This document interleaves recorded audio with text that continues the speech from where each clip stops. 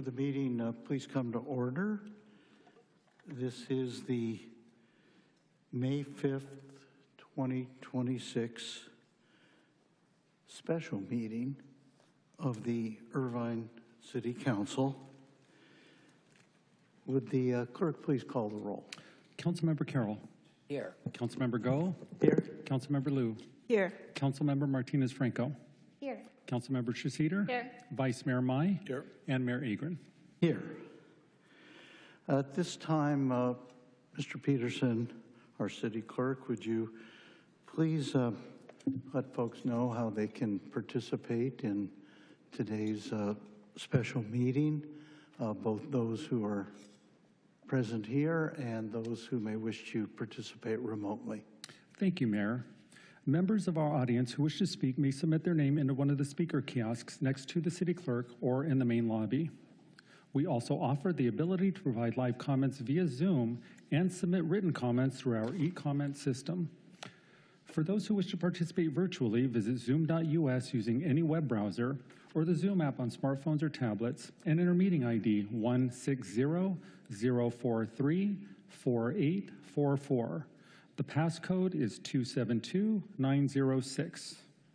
You may also dial in by calling 669-254-5252 or 669-216-1590 and entering the same meeting ID and passcode. Those who wish to provide comments via Zoom are asked to enter the speaker queue by raising their hand electronically. The city clerk will call your name and allow you to unmute your microphone at the appropriate time. Those dialing by telephone will be identified by the last 3 digits of their telephone number. We ask that you please state your name for the record. The time limits per speaker are noted in the posted agenda and are established based on the number of requests submitted. All requests submitted after the first speaker is called shall receive 90 seconds. Those who wish to provide written comments may do so by clicking e-comment on the City Council meeting agenda webpage at cityofirvine.org/ICTV. All comments will be provided to the City Council as part of the meeting record and will be uploaded to the city's website. For technical assistance with Zoom before or during the meeting, please call 949-724-6078. For any other questions or assistance, please contact the City Clerk's office at 949-724-6205 or via email at clerk@cityofirvine.org. Thank you, Mayor. Thank you, Mr. Peterson, and welcome to all those who are here in the council chamber, as well as those who may be partaking in this meeting remotely. I'm going to, at this time, ask the city clerk to identify item 1.1 on the agenda. This is the sole item. Mr. Peterson, would you identify item 1.1 by title and subject? Thank you, Mayor. Item 1.1 is consideration of a request by Mayor Agran to discuss the mid-cycle budget review and a fiscal briefing. Thank you. Let me just take a minute or two by way of introduction. I called this special meeting to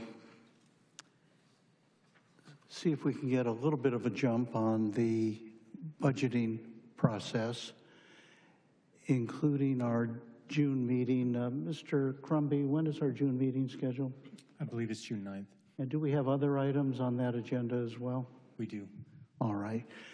June 9th will be our major meeting on the budget. However, I think great interest has been expressed by a number of people here, my colleagues, others in the community, on questions arising in connection with the run-up to that budget. I thought holding this special meeting would serve as kind of a work session, a study session of sorts, and would give our staff an opportunity to explain to all of us what the budgeting process is.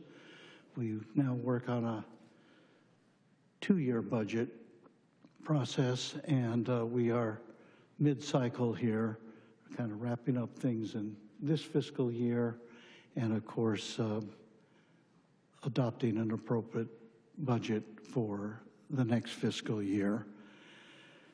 My thought was for this meeting to, oh, by the way, I had a chance, the Finance Commission met last night, and we scheduled this deliberately to be after the Finance Commission had its meeting, which I watched from beginning to end, 3-hour meeting, very thorough, frankly impressive presentation by our staff, followed by 1 or 2 public comments, but the questions and guidance given from the finance commissioners to staff were very impressive as well.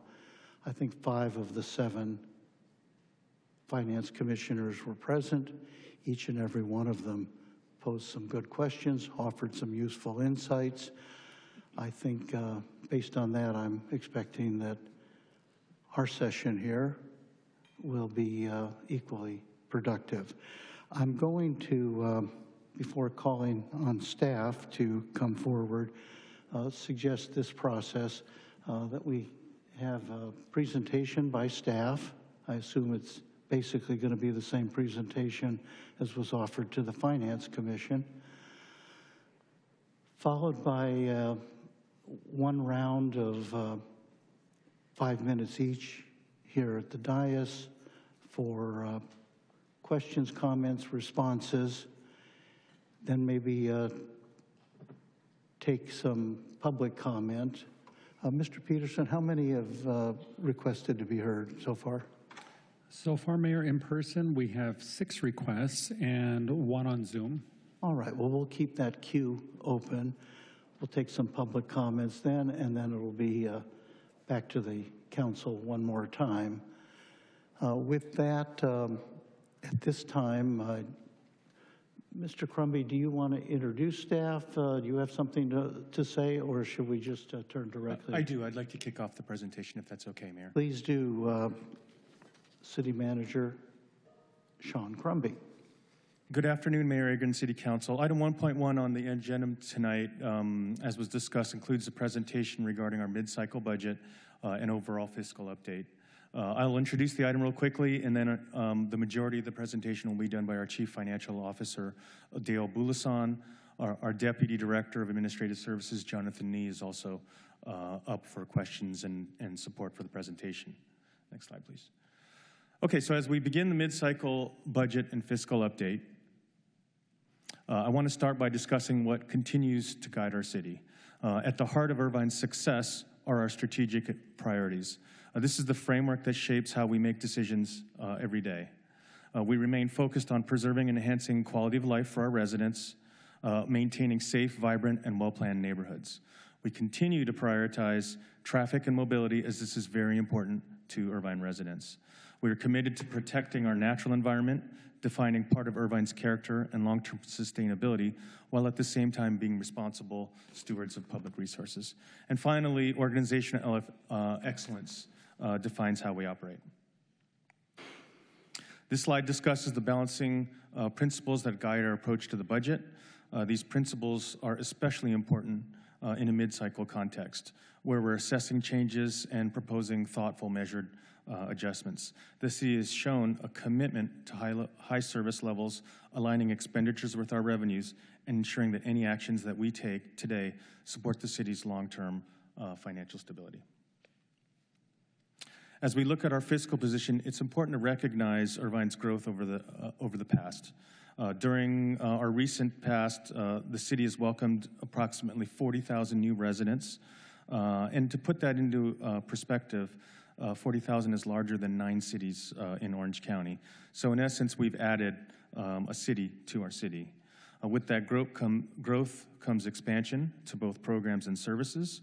We've established and strengthened key areas of our city, such as communications and engagement, a new public library system, economic development department, a delivery team for the Great Park, council offices, and a health and wellness department. These investments reflect our commitment to maintaining the high quality of life that our residents expect, as our community continues to grow. At the same time, this growth brings real costs, ongoing costs. New and expanded facilities require maintenance and operations. As our population increases, so does the demand on our public safety and overall city service delivery. The last two slides I'm going to quickly talk about are just a sampling of the projects and measures that are coming forward that this council has championed over the last few years. These are real and visible outcomes that reflect the things that we've had in progress and speak directly to our priorities. They enhance quality of life, improved connectivity, and continue to shape Irvine as a well-planned and desirable community. A monthly food distribution, bridge housing, Irvine's library system, We Ride, economic development are all new services and departments that have been added. In addition to those great investments, there's also a series of large capital improvements and facilities that are being brought forward. Projects such as the Fieldhouse Gym, our Gateway Village project, grade separation at Marineway, large bridge projects at Jeffrey Open Space Trail and Jamboree Michelson are in construction, as well as the Canopy project in the Great Park is on schedule.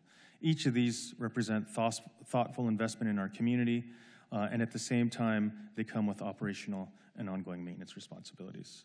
As we transition to the main part of the presentation tonight, our Chief Financial Officer, Dale Bulusan, is going to present the rest of the deck. Thank you, Dale. Thank you. Thank you. Welcome. Thank you. Good afternoon. Dale Bulusan, Director of Administrative Services. Great to be here to be able to go through the budget update. There's going to be a lot of slides coming up, and I did want to start off by, before we dive into the meat of the presentation, provide a bit of an overview of our budget process. I think it's important that the community understands some key concepts as part of the budget process, key terminologies that we're going to be talking about, different funds that we work with. I think it'll give good context as we move forward. So first of all, the city's budget process. First of all, we do have a biennial budget. Our fiscal year is July to June. The biennial budget is adopted every 2 years. The last biennial budget that we adopted was in last July, and it's a long process. I'll talk a little bit more about that in the following slide. But a 500-page document is put together. It has detailed plans of each and every department, all the services that we provide to the public. In addition, it has all the priorities that Sean talked about and how we built the budget. The next item that I want to talk about our budget process is our quarterly budget update. And these are check-ins with council, with the Finance Commission, our way of having transparency. What we do share in our quarterly updates are budget versus actuals. Where are we? What's happening in the economy? How do we need to adjust? And then finally is the mid-cycle budget review, which is what we're here today. We're also talking about our quarterly budget as well. As we're approaching year 2, we're ending out year 1, we need to plan for the next year. Of course, there's been a lot that has happened since we've adopted the budget, and new information comes out, and we need to adjust for those things. If there's additional funds, we would allocate those funds. If there's challenges that we need to face, this is a time to adjust. To the right of the slide is the 2 main budget categories. I think this is important for us to understand, is that there's a general fund. And I liken that to the city's checking account. It's all the operations of the city. It's paying for our public safety, our community programs, our events, our support services. That equates to 35% of our budget, or $300 million. And a lot of what I'm going to be talking about today addresses our operating budget, because those are ongoing operations. To the right in blue is our special funds. Those are our capital funds, our restricted funds. A lot of those funds can only be used for particular purposes, like our Great Park, our capital projects, our grants. That's $850,000 of our budget. As you can see, we do have a large budget, and there's a significant portion of our budget that's special funds that are restricted for particular purposes. So this is our biennial cycle, and just to help folks understand our 2-year budget cycle, where it starts, what we go through during that process. Our standard process starts in October. If we start on the top of this picture here is where our budget cycle begins. At this point in time, we actually accelerated looking at our biennial budget, looking forward about 14 months ahead. So we have a little bit more of a ramping up time to be able to plan for next biennial budget. But typically, we start in October, November, January. We're looking at estimates. We're updating our revenue estimates. What is our baseline expenditures? What are some balancing measures if need be? Then in March, we have our community meetings. We're going to adjust that timeline a bit, and I'll talk about the full timeline later on in the presentation.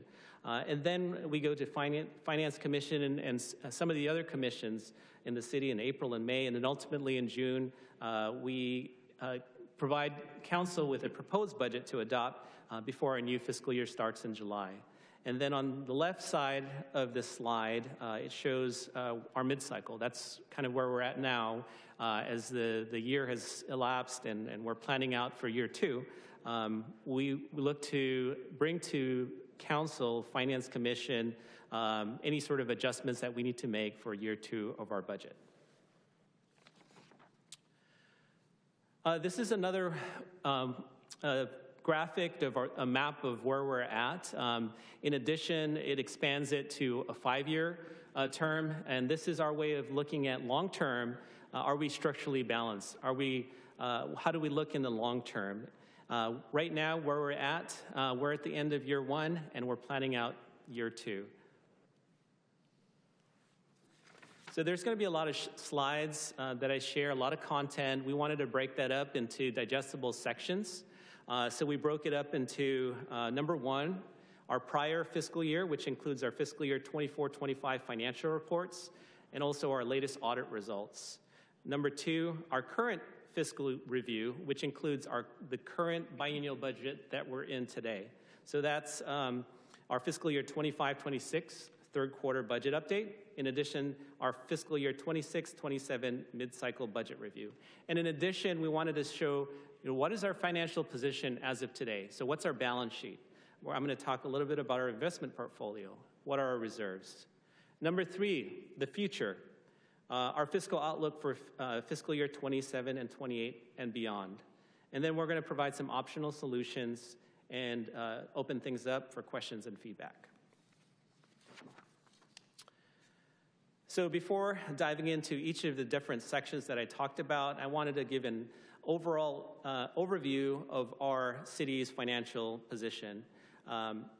We are in a very, very fortunate situation, very strong financial position. We have $1.7 billion in investment portfolio and over $130 million in reserves. We do have a minor shortfall that we're contending with, a 2%, 3% deficit in the current fiscal period and next fiscal period. And this is due to a lot of external factors, and we'll go more deeper into this in the following slides. Also, costs have risen. Number 3, our goal is to really have a long-term view of our budget. We want to balance things structurally in the long term.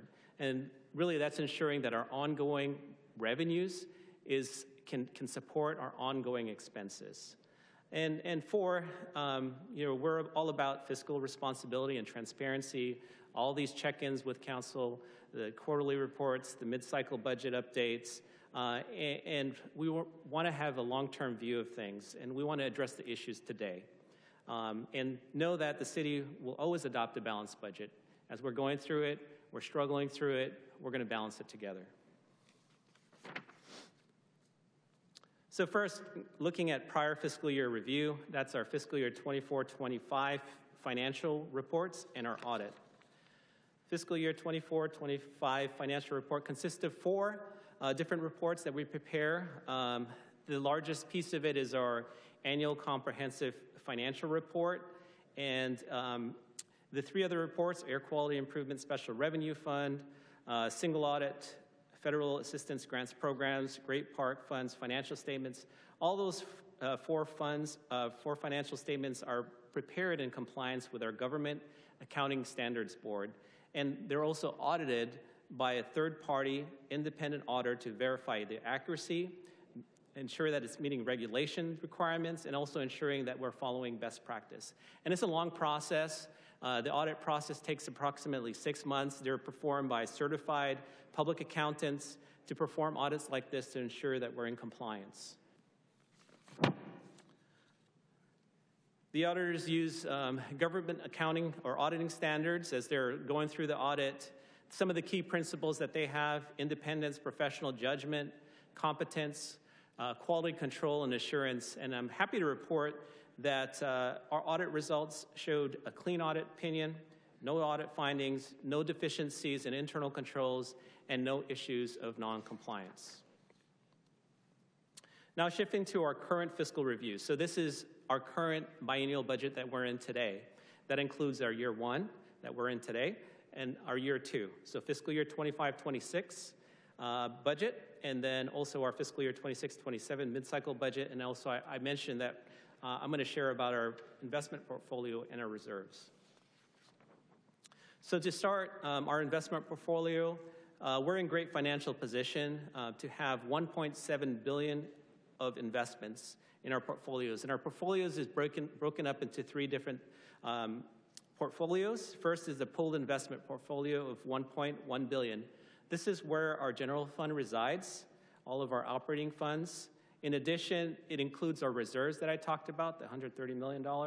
It also includes CIP, all the special funds, restricted and unrestricted. Our special districts fund, $624 million. That's the Great Park. So all the monies received from the Great Park CFDs, the Melrose, which is restricted, that's that portfolio.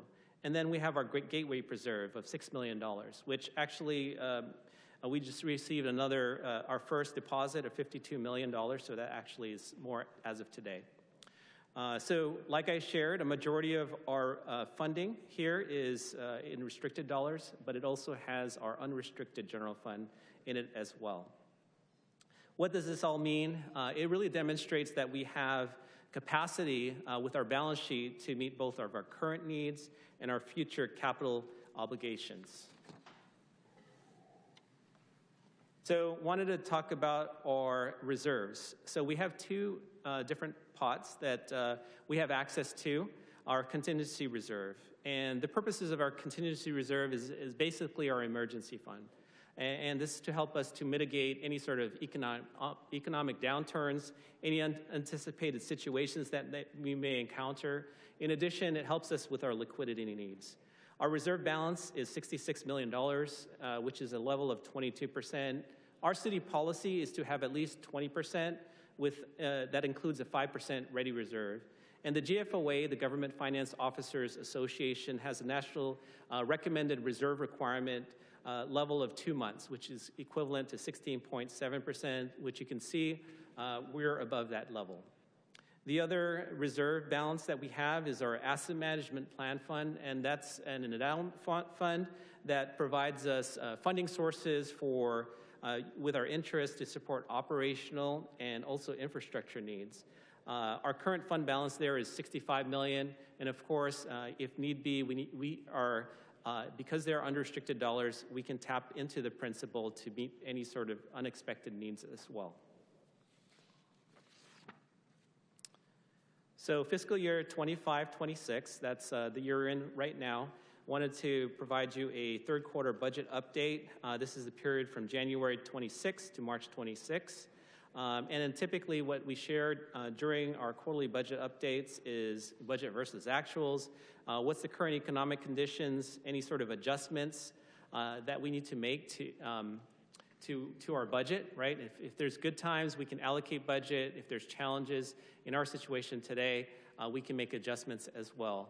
If you remember in our 2Q update, we did report there were some unanticipated expenditure increases. I'll go into more detail on that. Signs of revenue decline. 3Q, what we're reporting on today, we have responded to some weaknesses that we saw last quarter and already implemented some budget balancing measures. But those budget balancing measures, unfortunately, are not enough to overcome the deficit that we see today. Currently, we project in 25-26 a projected deficit of $6 million or 2%. So looking at the expenditure sides, what are some of the pressures that we've been seeing on the expenditure side? There's been multiple unexpected cost impacts that we've been seeing, and we've been hearing it on the news. You guys have been probably hearing it as well. Rising inflation, interest rate volatility, tariffs, geopolitical tensions. They're all increasing cost, not just for us in the city of Irvine, but we're seeing it in other cities as well. Increased labor costs. Medical insurance costs have gone up by 12% this year due to new state requirements. Lower vacancy rates due to service demands. As Sean shared, the city has grown tremendously over the last number of years, which is a good thing that we've been able to fill in the positions to meet those demands. In the past, our vacancy has been typically 8-10%. As of today, it's 8%. So, it's 4%. So it has gone down tremendously because of the service needs, and we're having to contend with that. There's been increased operating costs with our contracts as we're going out to bid for landscape, maintenance, street maintenance contracts, materials, costs for construction supplies. All the bids have been coming in a lot higher. There's been some stability of late, but there's been a big jump up in the last year or so. Our insurance premium as well, we're seeing it go above what we expected, anticipated, workers' comp and claims. On the revenue side, we've had pressures on both sides.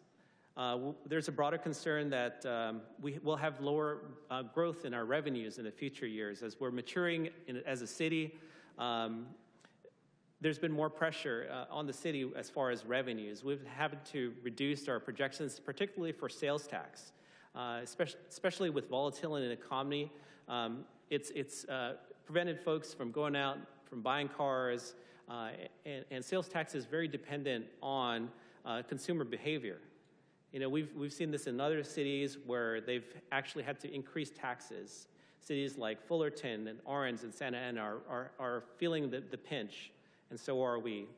There's a decrease in the tax transfer revenue due to slowing home sales. This is primarily because of high interest rates. Also, there's inventory continues to remain low. The good thing is in other revenue categories, it's been doing a bit better, but not enough to offset the downward pressure that we've been seeing on sales tax and our transfer tax revenue, categories such as program fees.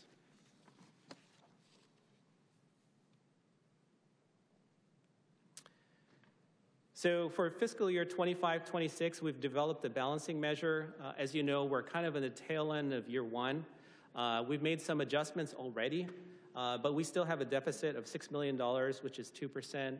Our recommendation is that we utilize our asset management plan fund and have a plan to replenish that in future years with future year surpluses.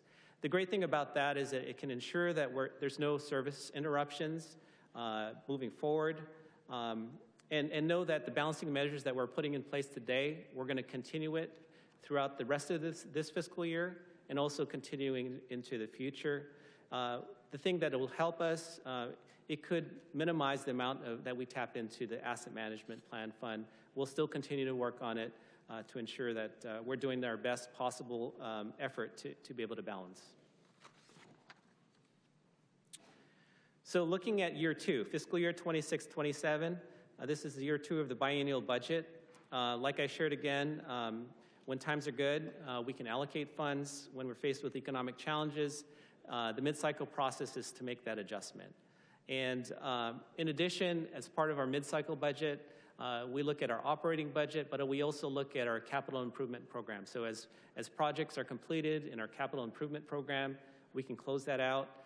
We can allocate additional funds to new projects. The other part of it is our fees. We look to adjust our fees as well. Currently, our fiscal year 26-27 projected deficit is $9 million, or 3%. So our recommendation in order to bridge that gap for fiscal year 26-27, there's two components. The first is expenditures. We've identified $6.1 million in savings. First is to adjust our fleet vehicle replacement schedule, and that would equate to $2.6 million. We see an opportunity to adjust our fleet maintenance schedule. We've invested very aggressively in shortening that and replacing the vehicles. We believe we can extend it a little bit longer, defer it for a year, and still have working vehicles. The second piece of it is department cost reductions. We've identified $3.5 million for next year, and that's primarily going to be realized through holding vacant positions. And of course, we're going to have an exception for emergency personnel.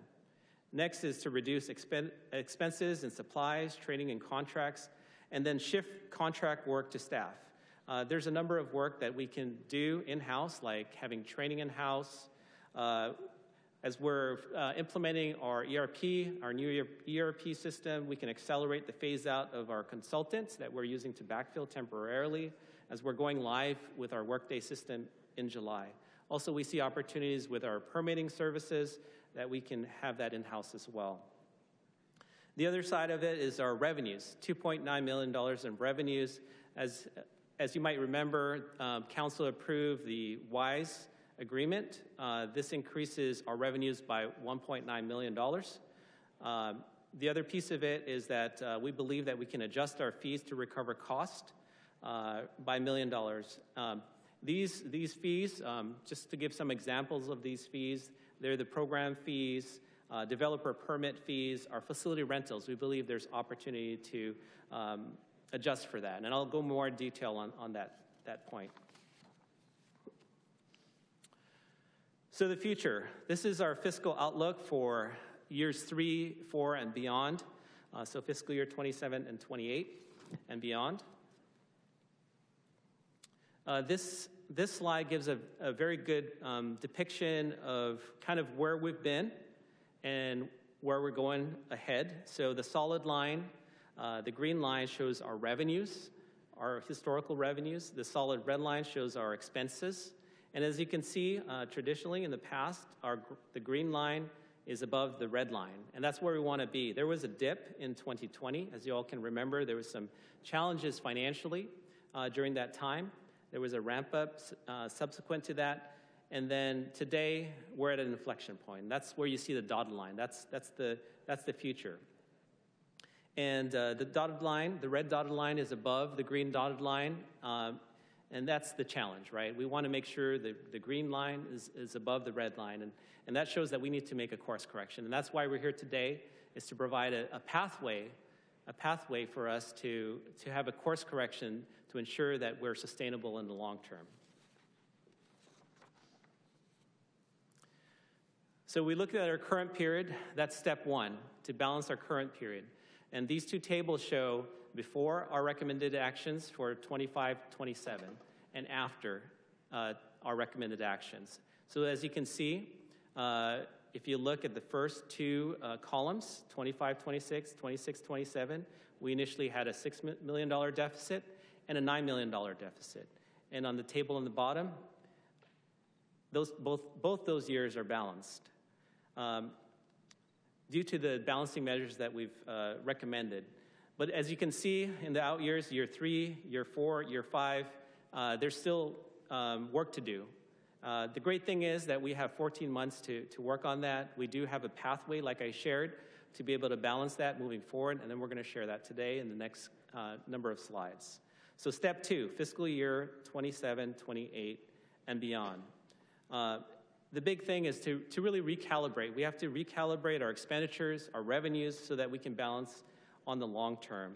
The big question you probably be asking is, from 26-27 to 27-28, there was a big uptick in our deficit from $9 million to $37 million. There's two things that really contribute to that big uptick. Number one, we want to remove our reliance on one-time funding for ongoing expenditures.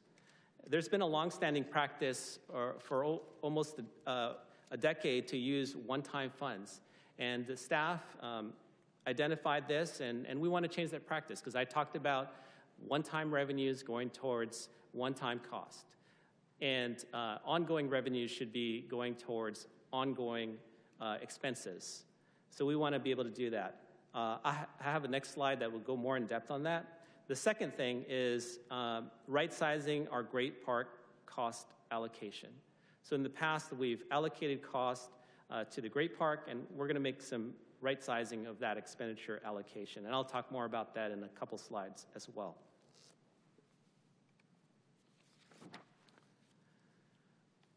So one-time funding. So since 2017, the budgets have included the use of one-time funds.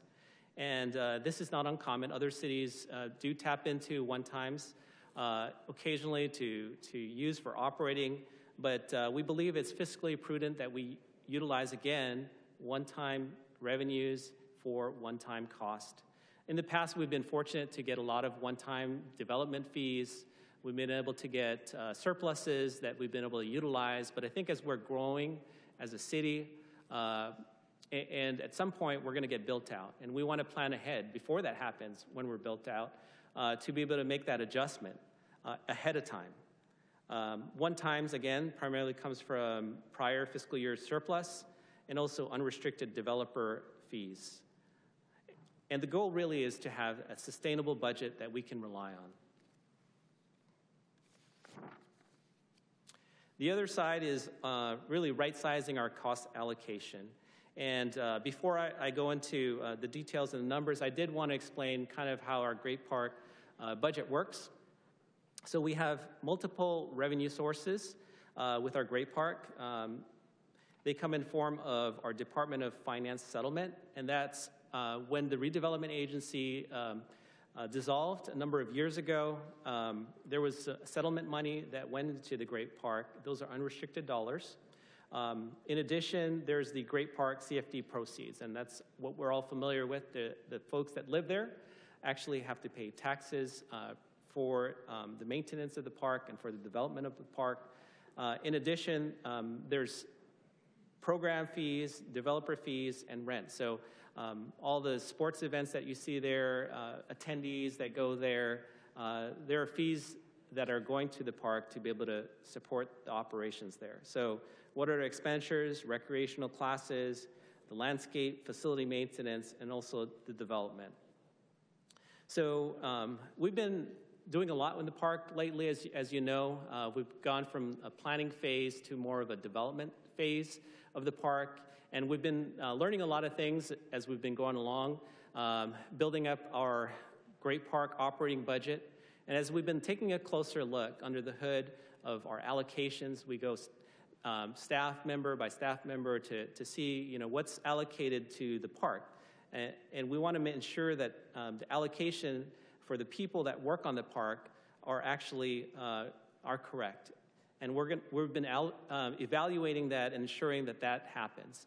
Currently, on average, we have 8% of all our city staff that's allocated to the park currently.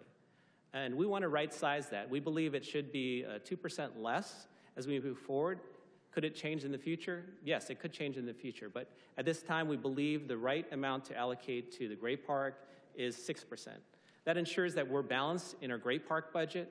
That ensures that we're allocating the correct amount to the Great Park and also allocating the correct amount to our general fund. And I also wanted to make a note that our Great Park CFD funds, the Melrose payments, are not used for staff allocations.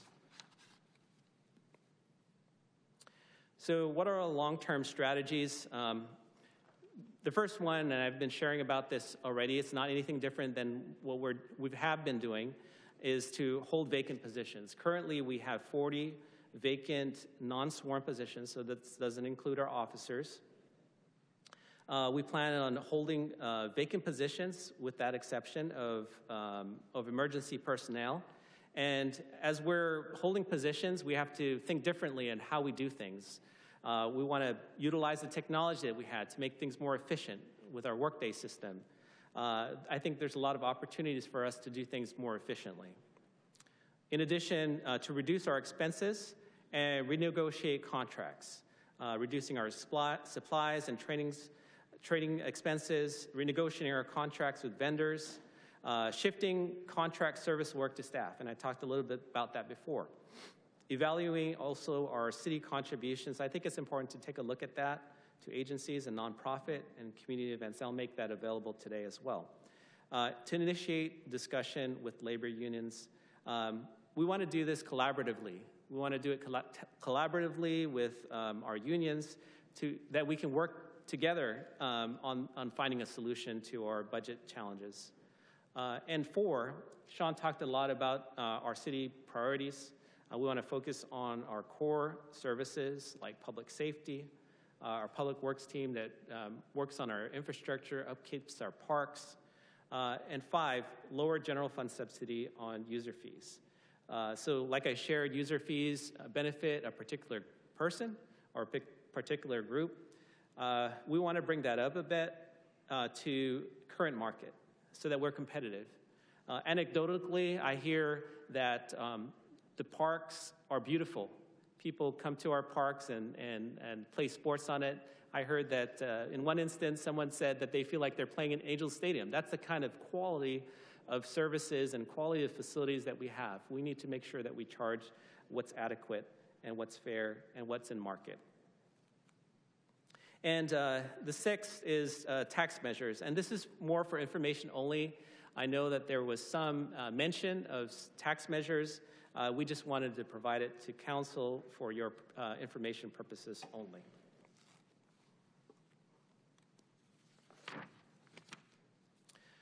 So this slide shows all the different departments in the city, the makeup, the percentages, but more than that, we wanted to provide this slide just to show that all of our departments are working on this together. We're looking to see how we can do things more efficiently.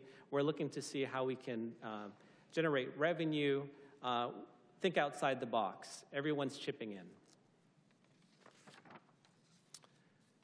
This slide, again, is just for information purposes only. This is our city contributions to agencies and nonprofits. We have a total of almost $16 million that we contribute to agencies and nonprofits. And again, as Sean shared, the city has been growing. We have a very diverse community. There's been increased demand for different events. Our city events that's hosted by and planned by our communication and engagement team, that has more than doubled since 2020. The current annual production cost for these events is $2.3 million. I talked a lot about user fees already. I think the long-term strategy is that we are proactive and that we keep up with market and that we're competitive with other cities. And again, user fees are for benefiting a particular person or group rather than for a general public. And this is, just wanted to make a note that this is not a tax. Our estimated cost recovery, so the amount of cost that we spend on providing this service, we only recover 62%, and the general public is subsidizing 38% of the user's fees. There are cases where it might make sense, but we just want to make sure that we bring this to your attention. We want to ensure that the cost of providing the services are covered from those who use it.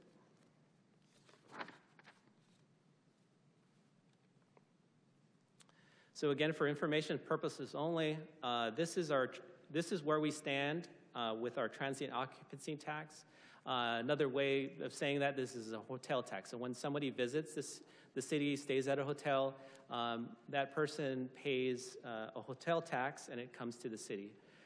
We are the lowest in Orange County at 8%, and you can see in this graph, it goes up to as high as 15% in Orange County. So business license tax. So this varies from city to city. There's, as you can see on the right, a number of cities that do have business license tax, and it can be assessed multiple ways based on employees, based on gross receipts. So there's that. There's the city of Irvine, which only collects a user fee. So this is capped by the amount of work or time that the staff spends on registering people in business license. There's also a number of cities on the bottom that don't pay a tax or a fee, but you can note as you look through the list of cities, most of these are primarily bedroom communities.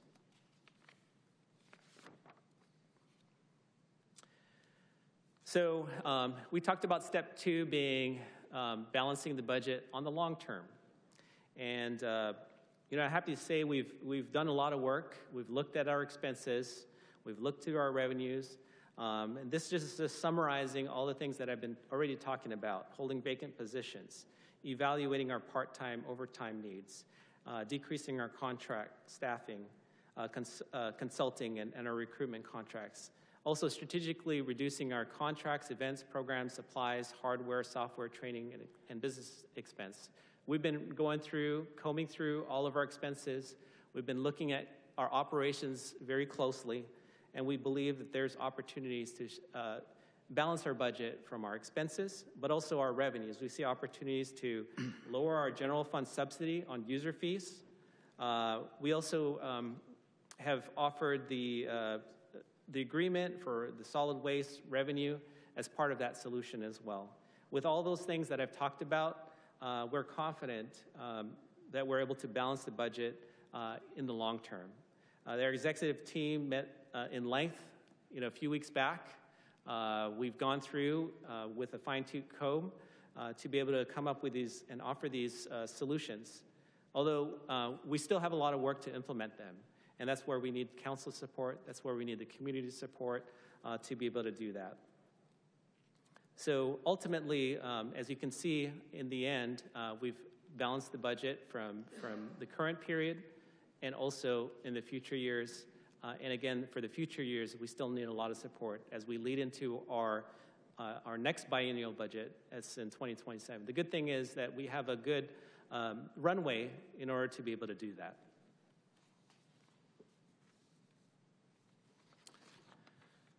So I wanted to talk about and map out our calendar, where we're at. So if you can see that yellow bubble there, that's where we're at today, pointing downwards. Last December through April, we've been, the city manager has been reviewing it with council. We've been doing updates in briefings. We've done updates in our Q2 budget. We've had meetings to discuss this larger issue that we're talking about today. In June, we plan on coming back with detailed recommendations, detailed actions for council to adopt to balance our current year budget and also balance year 2, which is our mid-cycle budget review. July through August, we plan on accelerating our community outreach, our community workshops. Instead of planning on doing it later on in the year, we're accelerating that to July to August. In September, we'll provide an update from the feedback we get on those workshops in September. And then November, we have our normal Q4 budget update. And then in April and May, presentations to our commissions, and then come back again to finalize our budget for the next biennial budget.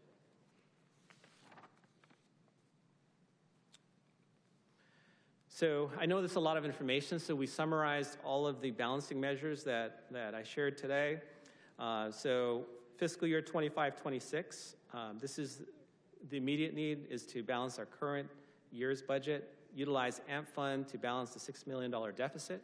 The other immediate need is looking at our next year 2 budget, fiscal year 26-27. I talked about adjusting our fleet vehicle replacement schedule, $2.6 million. Department cost reductions, holding vacant positions, reducing our contracts, $3.5 million in savings. Solid waste revenue increase, $1.9 million, and then adjusting our fees to recover cost, $1 million. These are very high level. We're prepared to bring all the details of the fees, all the details of our cost reductions in June, so that council can dig deep into that. We'll have a staff report prepared to be able to address our immediate need. Looking forward to 27-28 and beyond. Our plan is to continue those cost reduction measures and our user fee adjustments. We're going to do a comprehensive fee study that's going to be presented to council and the Finance Commission as part of our next biennial budget. So that's to come. Again, we have a 14-month period where we can be able to do that. So the recommendation for tonight is that there's council discussion and direction to proceed with budget balancing measures and return on June 9th with formal action. And before I close out, I just want to share, we had a productive meeting last night, like the mayor shared. Their action was to recommend to City Council as well to continue with the budget balancing measures. They did make a note that they wanted to see the details, and that's what we were prepared to do in the June meeting for formal actions of Council, another review by Finance Commission as well. So that concludes my presentations. I'm more than happy to take any questions you may have and receive any feedback that we can take and incorporate as part of the formal actions that we plan on bringing back to Finance Commission and back to Council in June. Well, thank you very much, Dale and Jonathan as well. Thanks to our city manager and executive management staff. It's obvious that a lot of time, effort, and preparation was involved, and I, having heard this presentation now twice, am very appreciative. I think probably folks who are somewhat unfamiliar with the budget know a lot more now. So, thank you. I'm going to first turn to our city clerk and ask how many have requested to be heard, public? Thank you, Mayor. We have a total of 9 requests to speak, 7 in person and 10. We have 7 in person and 3 on Zoom. All right, we'll just keep the queue open for now. I'm going to suggest that we have one round of questions and responses. I'm going to suggest we limit the first round to our normal 5 minutes. That doesn't obviously preclude a second or even a third round if time permits. And I will call on those at the dais in the order that they request to be heard. So, Councilmember Carroll, you'll be first. Councilmember Mai will follow. At the end of 5 minutes, I'll gently remind you that your time is up, and we'll allow for your question to be answered and then move on to the next person. With that, Councilmember Carroll. Thank you, Mayor, and thank you, Dale, for this comprehensive presentation. I just have a couple of clarifying questions, and I'm sure there'll be more to say after we hear from the public and the rest of the council. One thing I didn't see on the slide, I may have missed it, is looking really closely at the Great Park with regard to something that I know is conducted really at every other major park in the United States, and certainly at all the parks where, you know, my kids play club sports around the state of California, and that's parking fees. We have a massive opportunity, which is not one time, which I don't think was mentioned in your deck, which is that we need to charge the people, and I would just say in parentheses, the people that do not live in Irvine, parking. I pay $20 to $30 a day to go to lacrosse tournaments in San Diego County, Riverside County, San Bernardino County, Los Angeles County. I think I paid $30 a day at the Polo Grounds in Santa Barbara. And I'm having a real core problem, unless this council wants to vote not to do it, why the Irvine Municipal Park, known as the Great Park, does not charge for parking. And, you know, I'm well aware of being the chair of the Great Park for years that it is a CFD project paid for by the residents in the area, so that's something that has to be navigated around.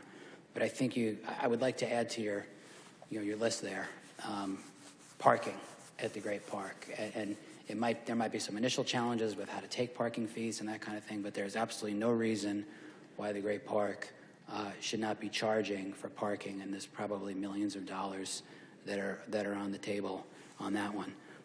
When you talk about the CFDs not being used for staff allocations, is that just sort of based on the rules of the community's facilities districts, or because it can only be used for backbone infrastructure? Could you just explain that?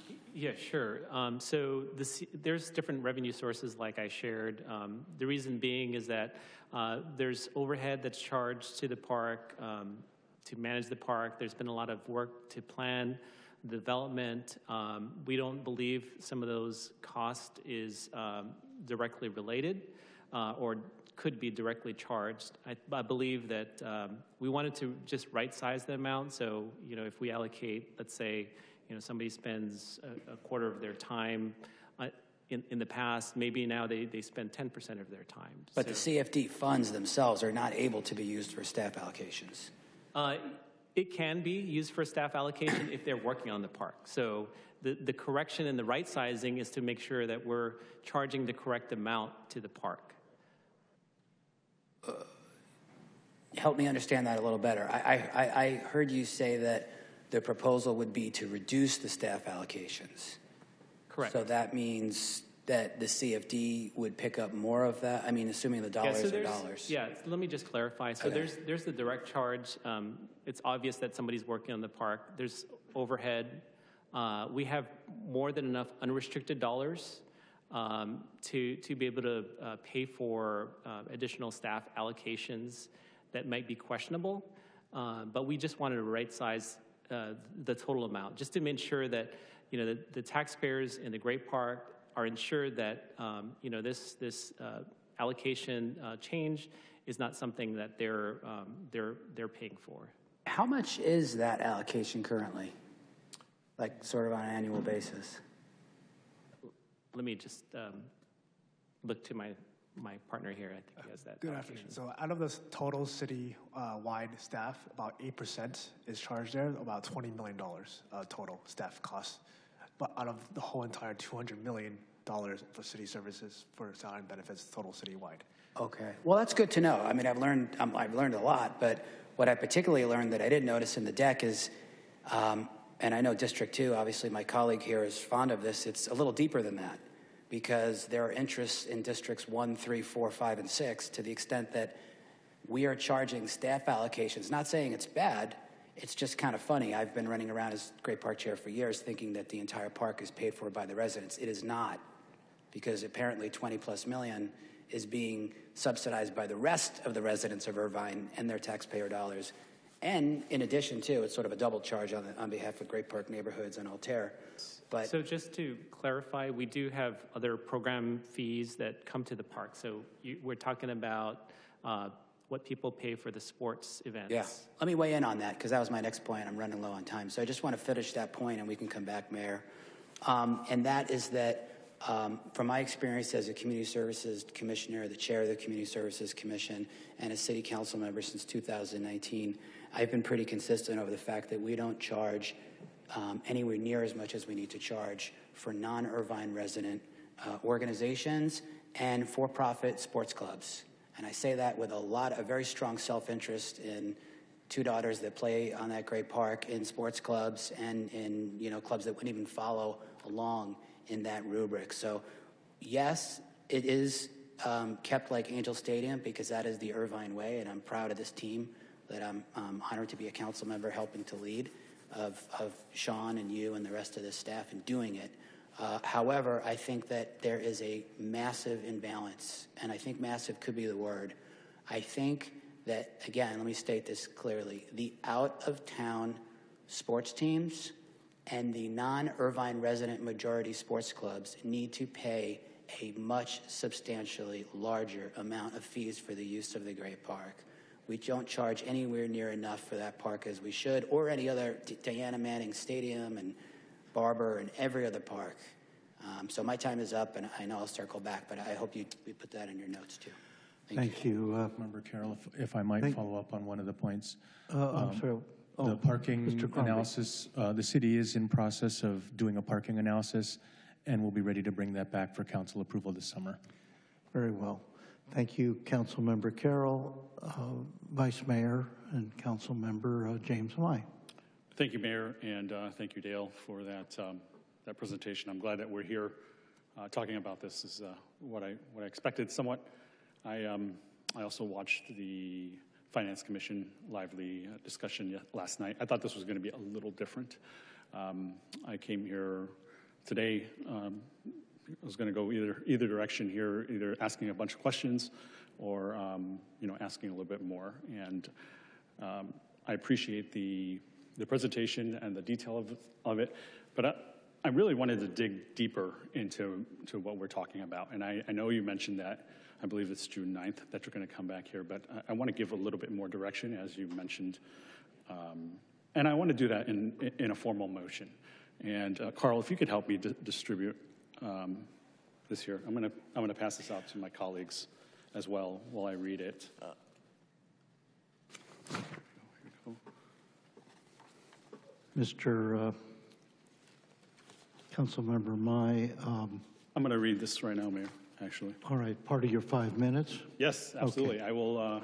I'll try to get it in 5 minutes here. It's a little detailed, and if I get cut off, I'll get cut off, and I'll come back again. But I'll do the motion here.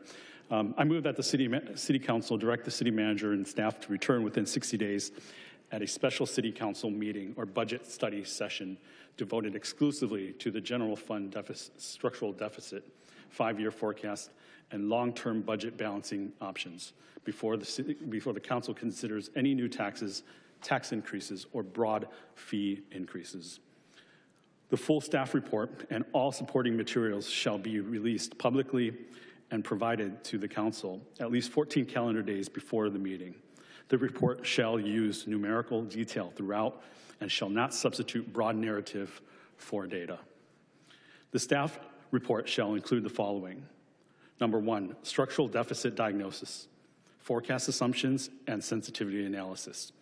Staff shall provide a dollar-based explanation of the projected deficit, identifying major drivers by dollar amount across revenues, expenditures, labor, benefits, pensions, contracts, Great Park cost allocations, deferred costs, and exhaustions of one-time funding, and shall disclose all key assumptions underlying the 5-year forecast. Staff shall also present a base case, optimistic case, a pessimistic case showing the forecast impact if revenues underperform, costs exceeds projections, or development-related revenues decline faster than assumed. Number 2, one-time funds audit. Staff shall provide a year-by-year accounting for fiscal year 2017-2018 through fiscal year 2026-27 of all one-time funds used to support the general fund, including amount, source, purposes, and what deficit would have existed without them. Each proposed balance measure shall be classified as permanent ongoing savings, temporary savings, deferred cost, one-time funds, new revenue, fee increase, or cost allocation shift. No cost allocation change shall be counted as structural savings without an identification of its legal basis, affected funds, and recurring fiscal impact. 3, fund balance and available resources. Staff shall provide a reserve schedule identifying which funds are legally, policy, and practically available for ongoing general fund operations and which are restricted to capital, special districts, the Great Park, and other dedicated purposes. 4, staffing, labor, and development right sizing. Staff shall provide a general fund staffing and labor cost report showing authorized, filled, and vacant positions by department, salary and benefits, cost of each vacant position. Positions added or eliminated since fiscal year 2019-2020, 5-year projected labor costs under existing agreements, and the cost for each 1% citywide compensation increase. Each general fund department shall provide 5% and 10% ongoing reduction scenarios identifying specific positions, programs, contracts, and spending categories affected, dollar savings, service impact, and whether council action is required. Responses using broad terms such as efficiencies and cost controls without line items details shall not satisfy this requirement. 5, discretionary spending, contracts, and cost allocation. Staff shall classify all general fund services and programs as legally mandated, core municipal, important but adjustable, or discretionary.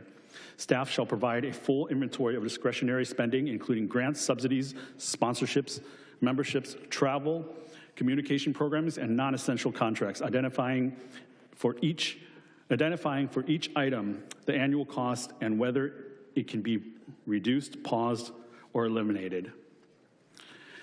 Staff shall list all general fund contracts of $250,000 or more annually and all consulting contracts of $100,000 or more annually, including whether each can be reduced, rebid, brought in-house, or eliminated. Staff shall also confirm whether the general fund is properly reimbursed for services provided to restricted funds, special districts, and Great Park activities, and shall fully explain any proposed Great Park cost allocation change and the dollar impact on the general fund. 6, deferred maintenance. Staff shall identify whether any proposed budget balance measures permanently reduces the cost or merely defers fleet, facilities, technology, and infrastructure maintenance to a future year. 7, no new taxes, no broad fees increases scenarios. Staff shall present a 5-year balancing scenario for fiscal year 2027-28 through fiscal year 2029. 2030, assuming no new taxes, no tax increases, no TOT increases, no broad user fee increases, no one-time funds for ongoing operations, and no cost allocation shifts that do not produce actual ongoing savings. This scenario shall identify the specific spending reductions, cost eliminations, and service level changes necessary to structurally imbalance the general fund. Number 8, revenue options, separately presented. Revenue options shall be presented separately for expenditure reductions and shall not be described as spending reductions. For each option, staff shall identify who pays, estimated annual revenue, legal authority, voter approval requirements, and what spending reductions could eliminate the need for the measure. 9, staff recommended structural balancing plans. Staff shall present 3 specific actionable balancing plans for fiscal year 2027-2028 through fiscal year 2029 to 2030, not a menu of options. Each plan shall identify each proposed action by department, dollar amount, and fiscal year, and shall demonstrate that the cumulative impact closes the projected deficit in each forecasted year. No plan shall rely on one-time funds, reserve draws, or cost allocation shifts that do not produce actual ongoing savings without explicit written justification. Plan A shall assume no new taxes, no tax increases, no TOT increase, and no broad user fee increases. If structural balance is not achievable, staff shall state the remaining gap and identify which further cuts would be required to close it. Plan B shall combine maximum feasibility spending reductions with a limited amount of new recurring revenue. Staff shall propose and justify the revenue cap, show what spending reductions were applied before reaching for revenue, and explain why the spending side alone is insufficient. The council reserves the right to adjust the cap and direct a revised Plan B following the special meeting. Plan C shall reflect staff's own professional judgment, identifying the specific mix of reductions and, if applicable, revenue measures they recommend, why that mix is preferable to the alternatives, and what the council would need to direct to implement it. These 3 plans shall be presented in a side-by-side comparison table showing total deficit closed, spending reduction by department, revenue measures by type, service impacts, and implementation timeline. And the final one, number 10, council decision points. The report shall include with specific council decision points identifying which actions require council direction, which can be completed administratively, which require labor negotiations or contract negotiations, and the earliest fiscal year each savings measure can be realized. The staff report shall not presume that new taxes or broad fee increases are necessary until the council has first reviewed all spending side options, department reductions, labor costs, discretionary spending, one-time funds, and the no new taxes scenario. End of motion. I ask for a second. All right, I'll just ask for a second at this time, and then we'll move on. I'll just make a comment after that. Is there a second? I'll second it for courtesy purposes here. Obviously, a motion of this sort will require a lot of give and take, which might be at the end of this meeting, after everyone has had an opportunity to use their 5 minutes. I granted you basically an extra 5 minutes, Thank you, Mayor. Vice Mayor. And it is now on the record, it's seconded.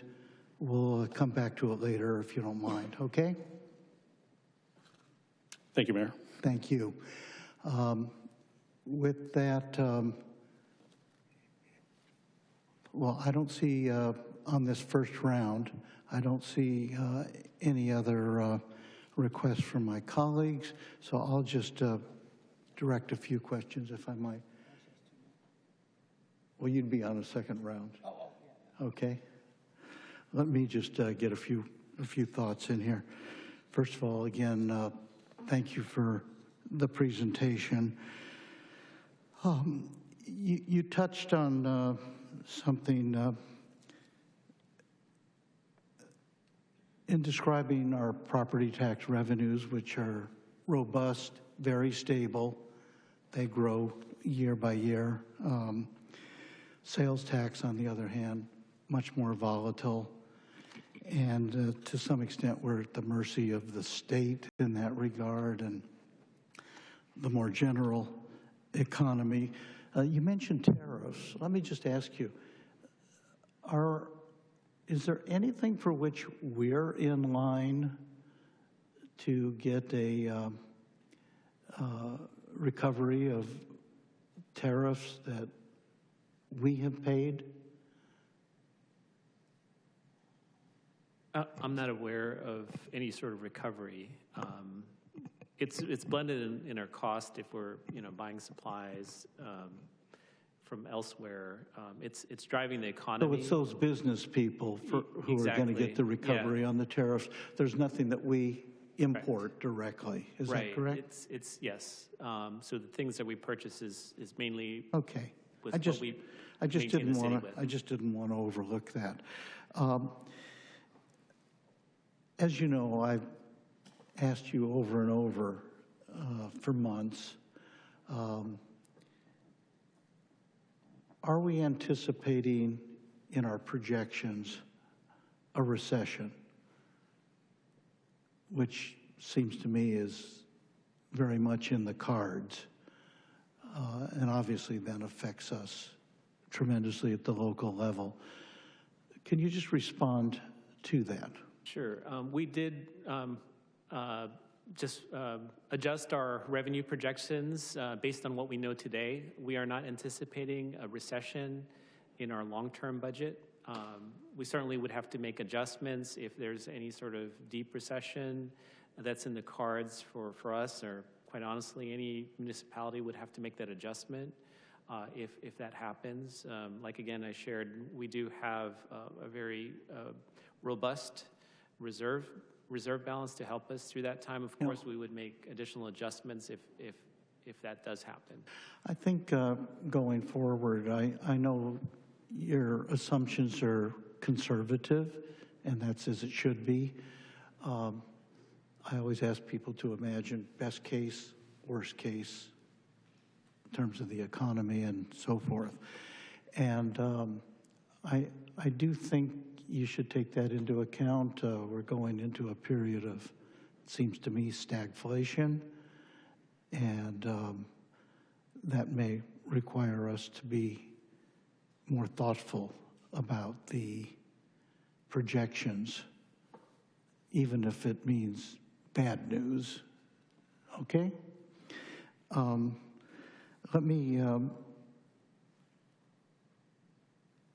I put this question to you, I think, before.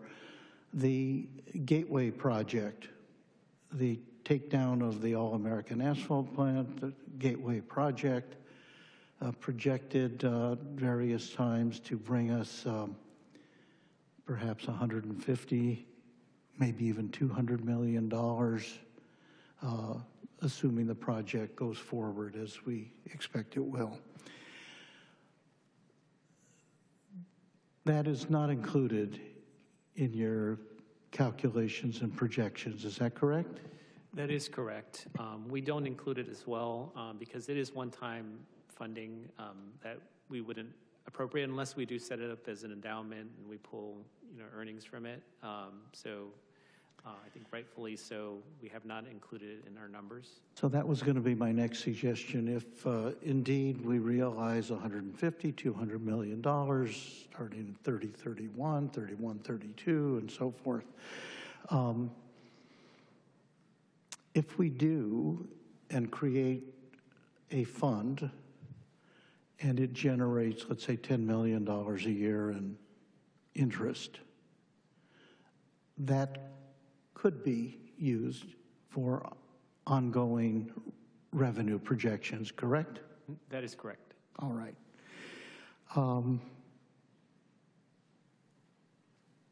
Thank you for what you talked about in terms of the reserves. When I refer to the strong position of our city, the fact that we have a ready reserve, a contingency reserve, an asset management fund, I think puts us in very good shape to weather modest adjustments going forward. Obviously, if worst case scenarios begin to unfold, we'll have to certainly give attention to other measures beyond that. One final thing. As I recall, it wasn't part of your presentation, but salaries, as I recall, salaries are basically about 70% of our operations budget. Is that correct? It's approximately 65%. 65%. So that's a big amount of money. And so to the extent that in the management of our workforce, you can effectuate efficiencies so we don't have to hire somebody to do something we were expecting. We can leave a vacancy open, or through efficiencies realize that we don't actually need an additional person. I just want you to reassure me you have maximum flexibility in that regard. Do you not? Yes, the city manager has flexibility to utilize the technology and reshuffle things internally that we can leverage the efficiencies that we get from technology. Like I shared, Workday is coming online in July. We have a 3-decade-old software currently.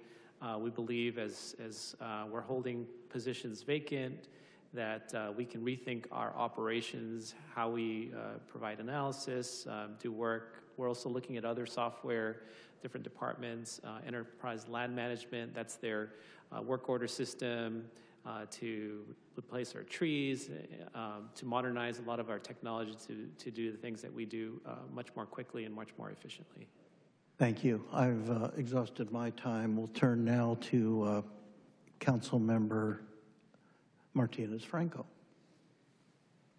Thank you, and thank you for that presentation. I wanted to also address something. I mean, we created panic with this forecast, but I want to start by asking you, what is the definition of a forecast? Thank you for the question. So forecast is basically looking ahead to later years. We talked about what we're looking at in the current period, right? The biennial budget, but then we're looking at year 3, year 4, year 5. So we forecast the out years based on the best information that we have today. So we work with our staff works with our consultants. 2 big main revenue sources that we have: property tax, sales tax. Again, property tax is very stable. That's predictable. We have a very strong property tax base, so we get help from our consultants because they work with agencies across the U.S., particularly in California. They understand the market. So we have a certain estimate, a percentage of increase that we're going to see based on our development in it as well. And we input that as revenue. So that's the property tax. Sales tax, we also have a consultant that helps us with looking at our sales tax. Again, they have expertise in this area, and we utilize those forecasts of our sales tax in the future to be able to have a baseline of how much money do we have coming in to help guide us in how much we need to budget moving forward. And if the expenditures are over the revenues, then there's an issue like we saw here. Again, we want to have our revenues over our expenditures. Well, I'm going to make it simple. I just want to know the definition, pure definition of forecast. The word forecast, it's a prediction. Prediction. Something that can change in the future. It's not something, as a matter of fact, I think there's an article in the University of Berkeley that says that economists had usually a level of 53% of confidence in accuracy, but they end up in 23% of these forecasts being accurate. Things can change. You can be overly pessimistic or overly optimistic, and things can change in the future. Example in point, we have in 2021, with the COVID-19 that nobody predicted, there was a deficit of, I believe, 11, well, let me see here. In 2021, it was $10,502,308 of deficit. And it was projected by 2026 we were going to have an $11 million or so. Back then, we have only reserves of $47 million. As you can see, I mean, this is a forecast, and we are not in 11 million on number reds. And that's what I want the audience to be clear, that forecasts can change depending on the moves that we do right now, right? And I'm glad that we are going to be taking steps to fix this so it doesn't get to the forecast that you are predicting. Of course, if we continue in this trend, we will. But I want to make sure that we do the right things as well to fix this.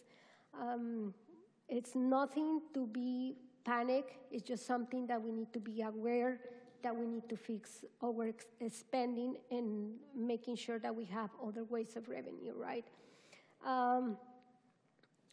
Now, I wanted also to consider other proposals that have been proposed while I've been in City Council. Just a year ago, well, last year, the staff proposed advertising alcohol at selected Great Park events. And that was going to be a good source of revenue. And I think we should bring back that to consider in City Council because I think that would be a good source of revenue. The last question that I wanted to ask you, can you remind me when the amphitheater is going to get completed and how much, if we consider that revenue in the future as part of the forecast? I can take that one, Dale. So quick status on the amphitheater is that the design is nearly complete, and the project is waiting and could move forward as soon as we have consensus from council. But when is it going to be completed and functional to bring revenue? So the proposal from the current vendor has a revenue that's estimated to go up to $12 million by year 3 per year. Which will be approximately what year? So it would start at $9 million in year 1 and escalate to $12 million by year 3. So if the amphitheater were, say, to move forward, there's a construction window, and so we could target a opening of 2030 or 2031, and by year 3 after that, we will be at full revenue. Okay, thank you so much. Thank you, Councilmember. Martinez Franco. We appreciate your staying within the parameters of our time. Thank you. Next, Councilmember Melinda Liu. Thank you. I guess this is more a basic question, just for the benefit of me and maybe whoever is not aware of how these budgets come about. I think you touch on that. How we will have a revenue projection.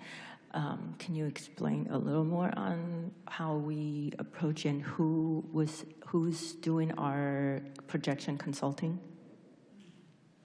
Sure. We work with HDL for our property tax estimates, and they do it for many other agencies like I share. Those are fairly predictable. On the sales tax side, we do contract out with NUMO.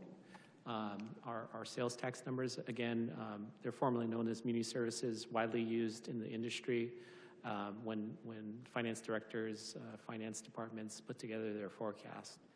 So we use that as a base. Of course, there's things that we know about in the economy locally. We provide input to the consultants, make adjustments accordingly to the forecast, and we input that into our current long-term forecast. Of course, there can be changes. Like Councilmember Martinez Franco shared, they are just forecasts, right? And they're variable. We meet with them, throughout the year to see if there's needs to be updates based on actual data that actually comes in, actual monies that come in.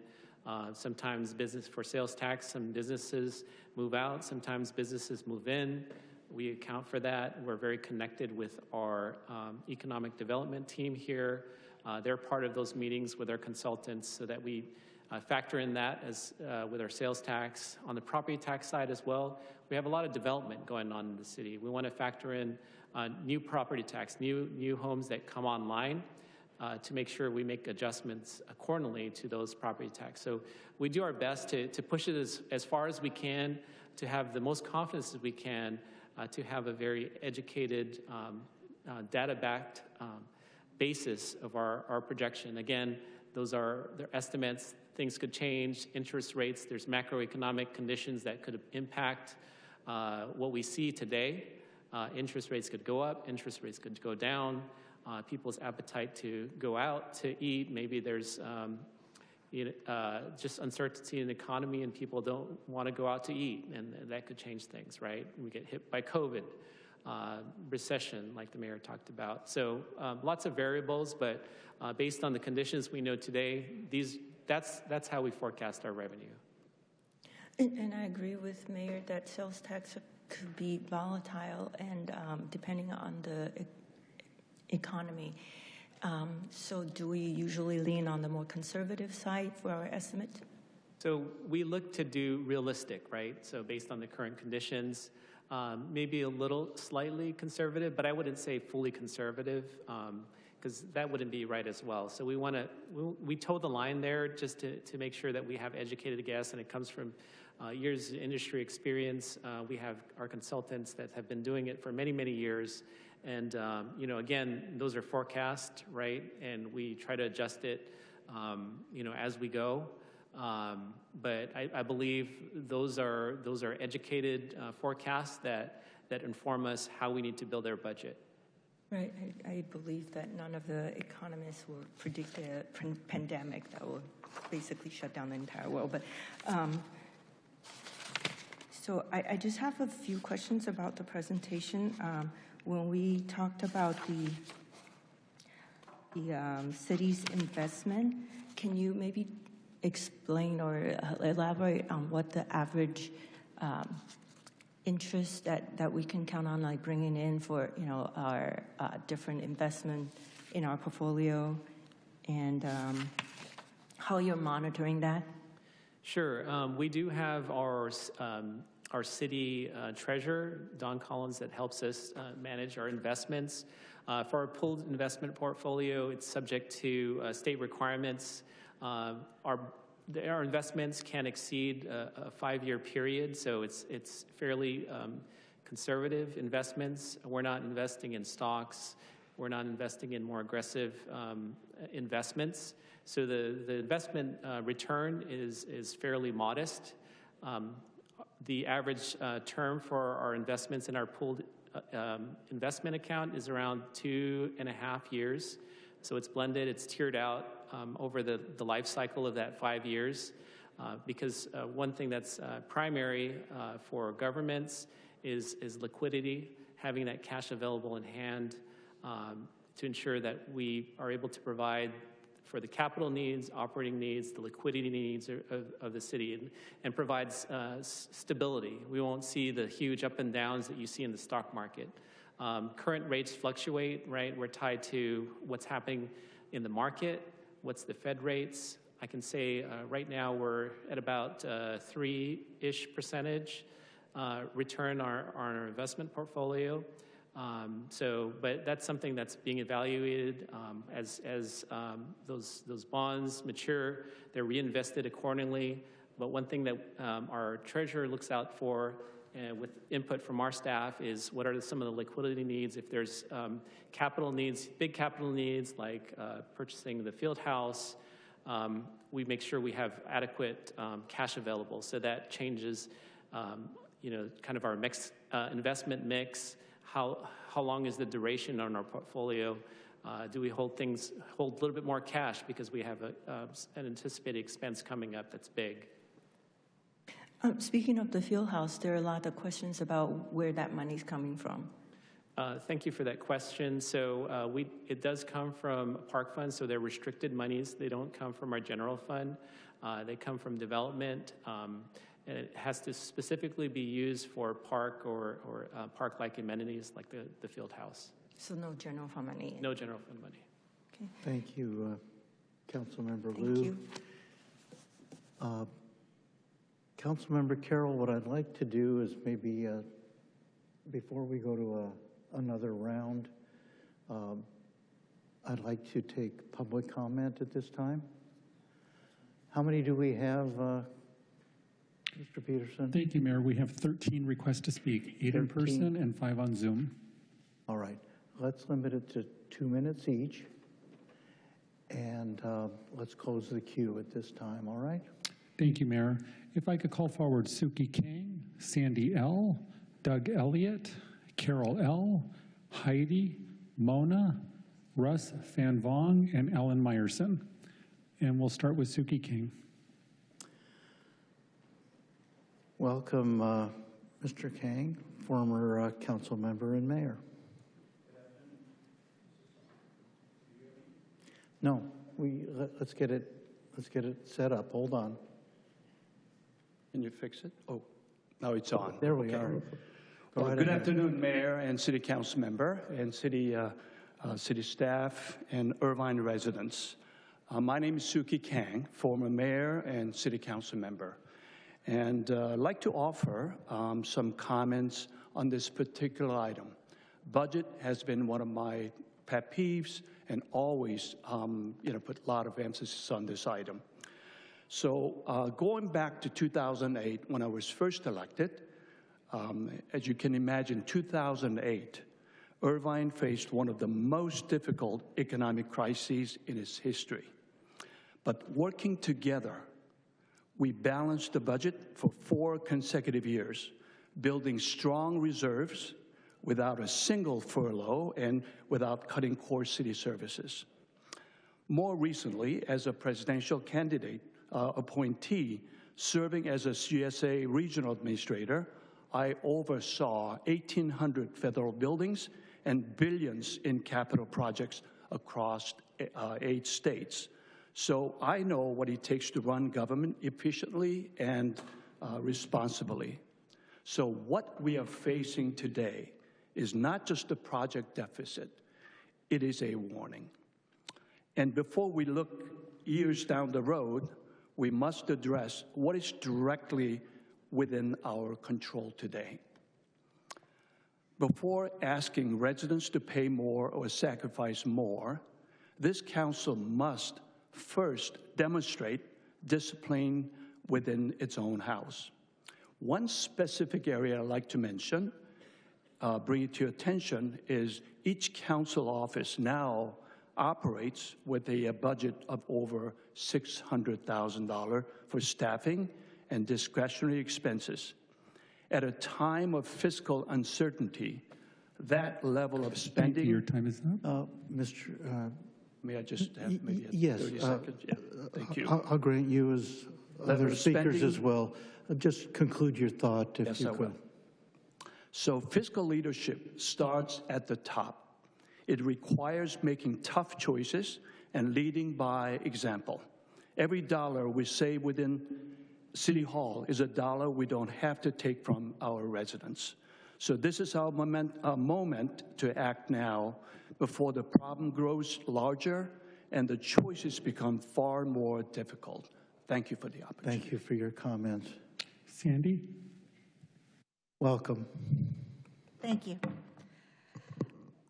As you consider the city's fiscal outlook, including possible fee increases or new taxes, this is a moment to ensure full transparency in how public funds are planned and used. When residents may be asked to pay more, the standard must be higher. One of the most effective ways to provide that confidence is through a third-party audit. An audit is not an accusation, it's a verification tool. It answers essential questions. Are expenditures aligned with council-approved budgets? Are programs implemented only after formal authorization? Are projected costs fully reflected in our financial outlook? And are there gaps between what is presented publicly and what is happening operationally? These are not policy questions, they are financial governance questions. I have one such example that raises these concerns, but are there more? I don't know. Public records reference cost estimates that has been described as Office of Inclusive Excellence, with staffing approaching $1 million annually. Yet there appears to be no clear council action establishing that office, no fully adopted staffing plan, no confirmation that prior council-directed steps have been completed, and conflicting descriptions of its scope. This is exactly where an audit provides clarity and increases public confidence. So I respectfully ask the council to direct an independent audit to ensure full transparency. That is your fiduciary responsibility and a key part of responsible stewardship of public funds. If everything is in order, an audit will confirm it. If not, it will correct it. Either way, it strengthens public trust. And I just want to add that I appreciate Councilman Mai's detailed motion, because we need to find out the details and not broad brushes about what's going on. Thank you for your comments. Doug Elliott? Welcome, sir. Thank you, Mayor, and good afternoon, council members. I'm Doug Elliott, City Commissioner, speaking only for myself. I want to thank staff for an informative presentation, but I'd like to focus a bit on maybe part of how we got here, and that regards some time travel back to 2015 when the state auditor made a rather scathing report saying that Irvine needed to take some remedial actions in how it does things. One of the central findings was that a city Irvine's size needs a permanent internal audit function. City came back and said, nah, we don't think we need to do that. State auditor said, we really think you do, and we encourage you to reconsider and implement it. The city, to my knowledge, never did anything more with that. And that situation was kind of the inspiration for an article I wrote for Irvine Watchdog last week, suggesting that it's time for Irvine to establish the Office of City Auditor as an independent agency serving the public to keep track of not only spending, but to do performance audits, to see if programs are being run efficiently and as effectively as possible. I looked at other cities that have done this. They've had tremendous savings, and I think the council really should take a look at that, and I hope you will in the weeks to come. Thank you. Thank you for your comment. Carol?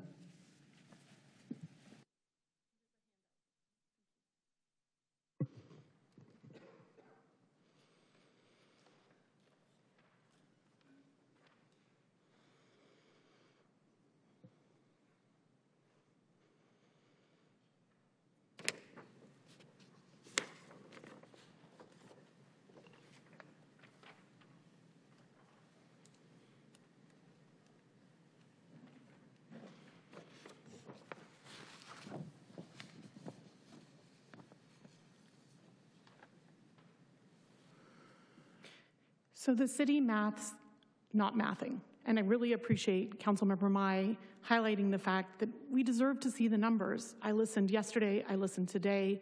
We're getting a lot of verbiage. I'm sure your presentation took a lot of effort, but I'd really like to see the math and the deep dive. That's what taxpayers deserve, is to understand the math behind this. Growth is not a liability, it's a revenue generator.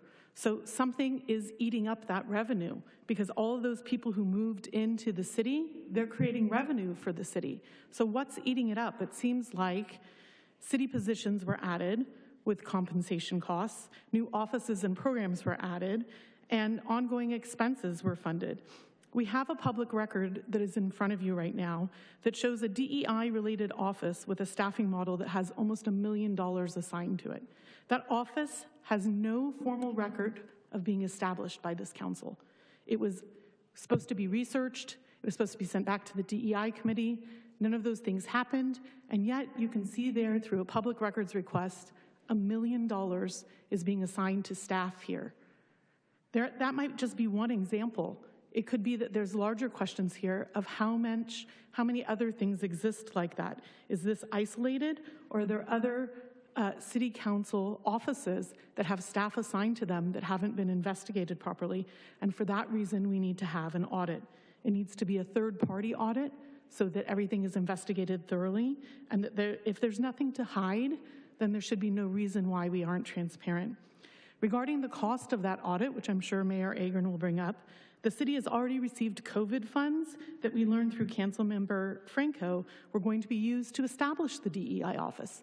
So instead of establishing the DEI office, let's use those funds to audit and make sure that we're using our, first of all, I'm not even sure we should be using COVID funds for something like that. They are federally governed funds, and they have strict compliance. But the truth is we need an auditor, a third-party auditor. Thank you for your comment. Heidi? Welcome.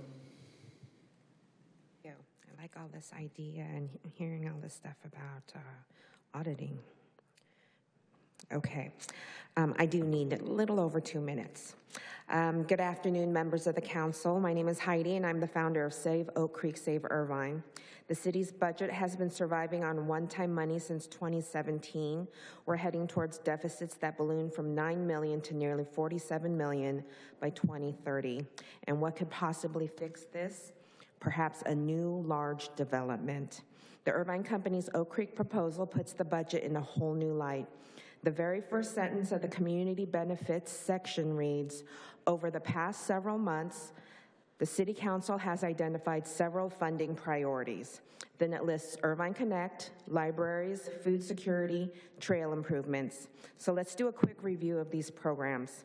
Over the past year, empty Irvine Connect shuttles were upgraded to larger empty Irvine Connect buses.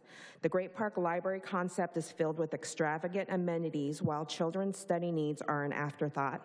And during the Oak Creek Zone Amendment discussion, Mary Agran's only inquiry was about the Jeffrey Open Space Trail, not City Attorney Melching's compromise of Resolution 88-1, which protected Oak Creek in the first place.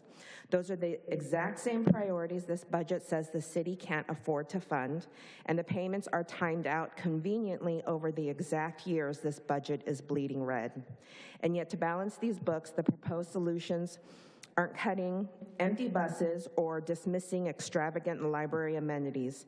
They're cutting community programs and services and floating a new business tax on the very residents and small businesses that make the city run. So I'm just going to say it looks like a deal was made.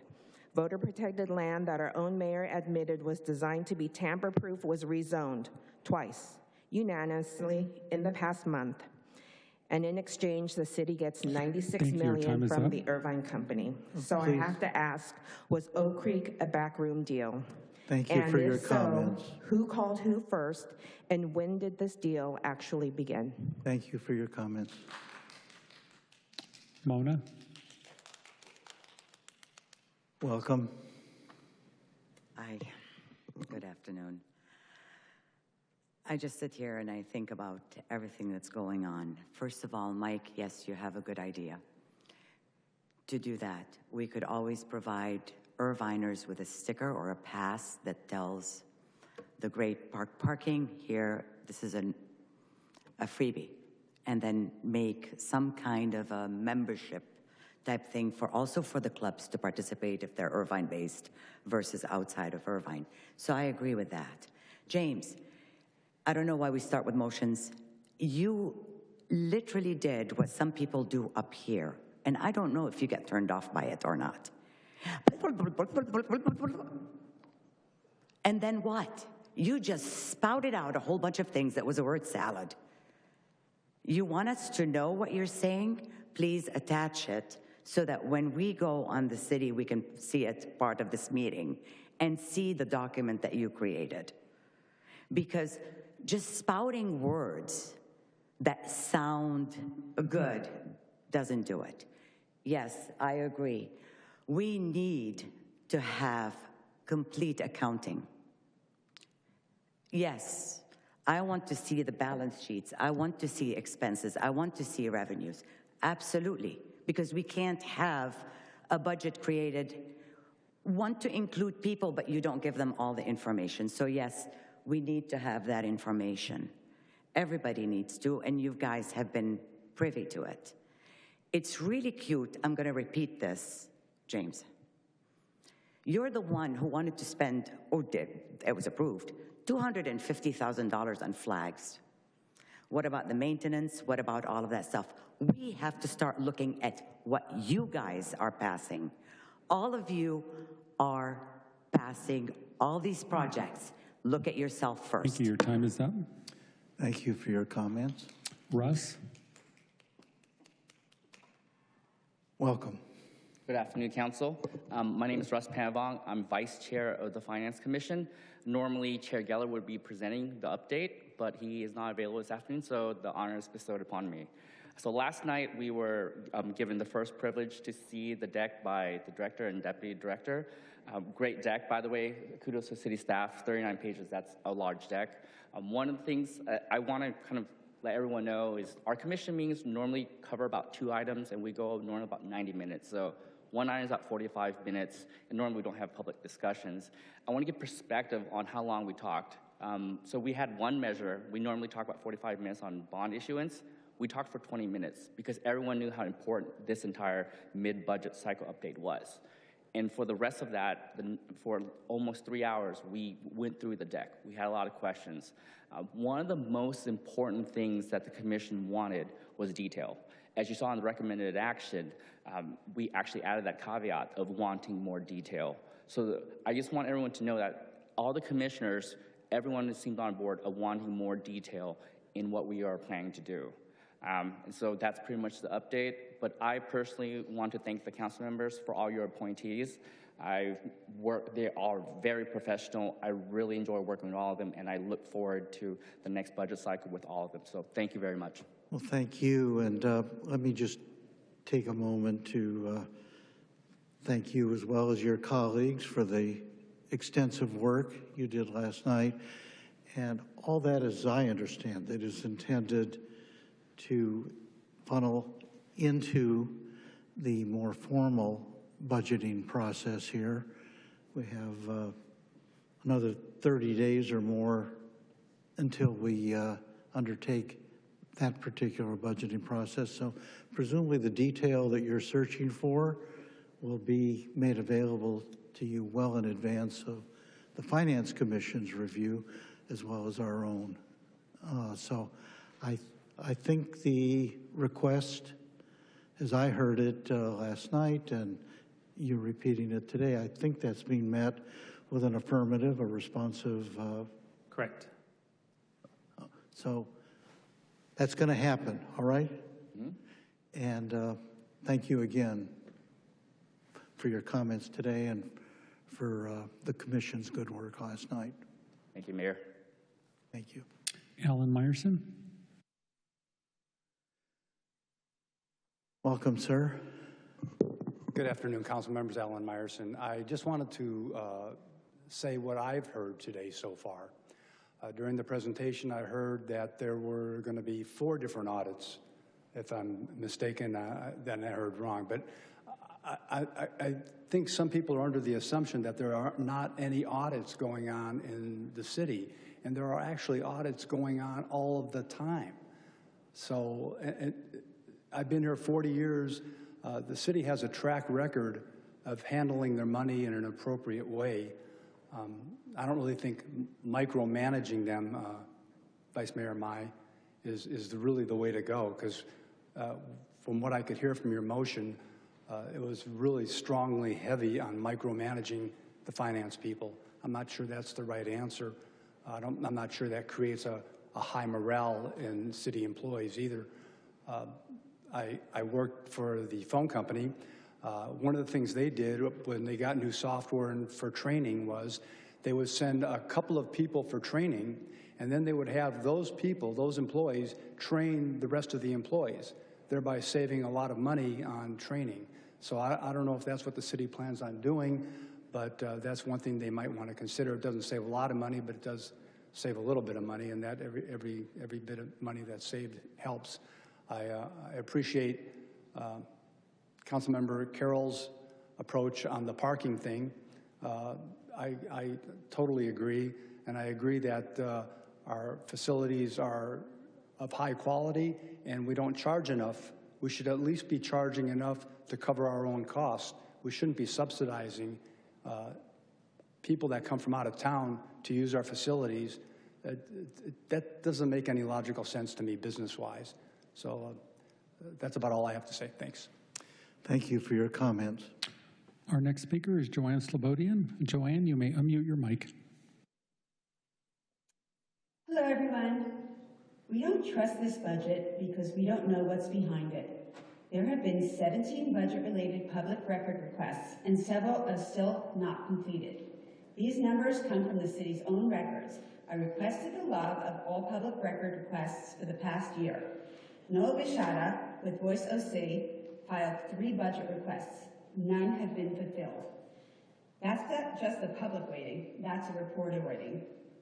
The city's own log shows 3,991 requests. Only 92 are marked high priority.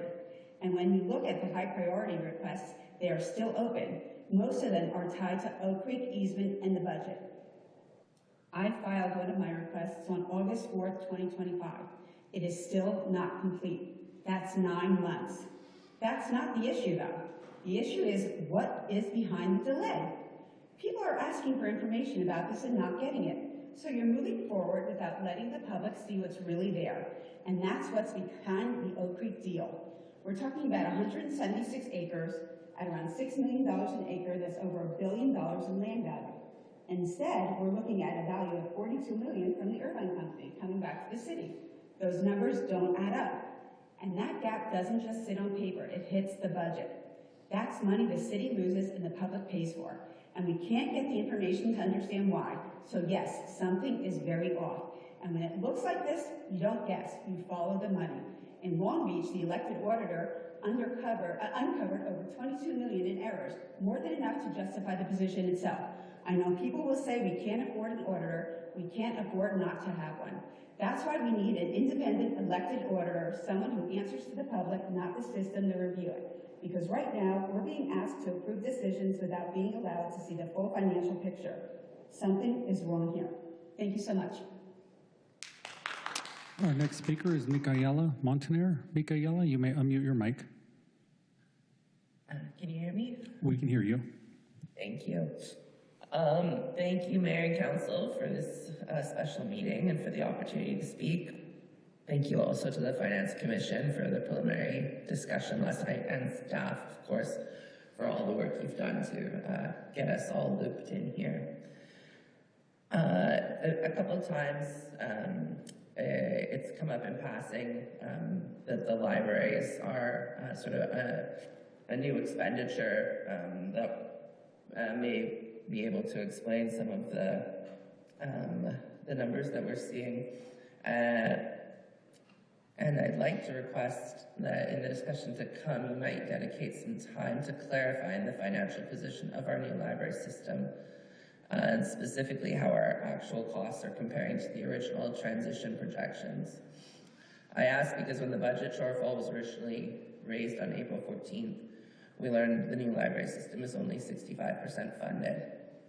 And then last night at the Finance Commission, it was briefly mentioned that existing funds had been maxed out to cover staffing and would not cover quote-unquote additional libraries.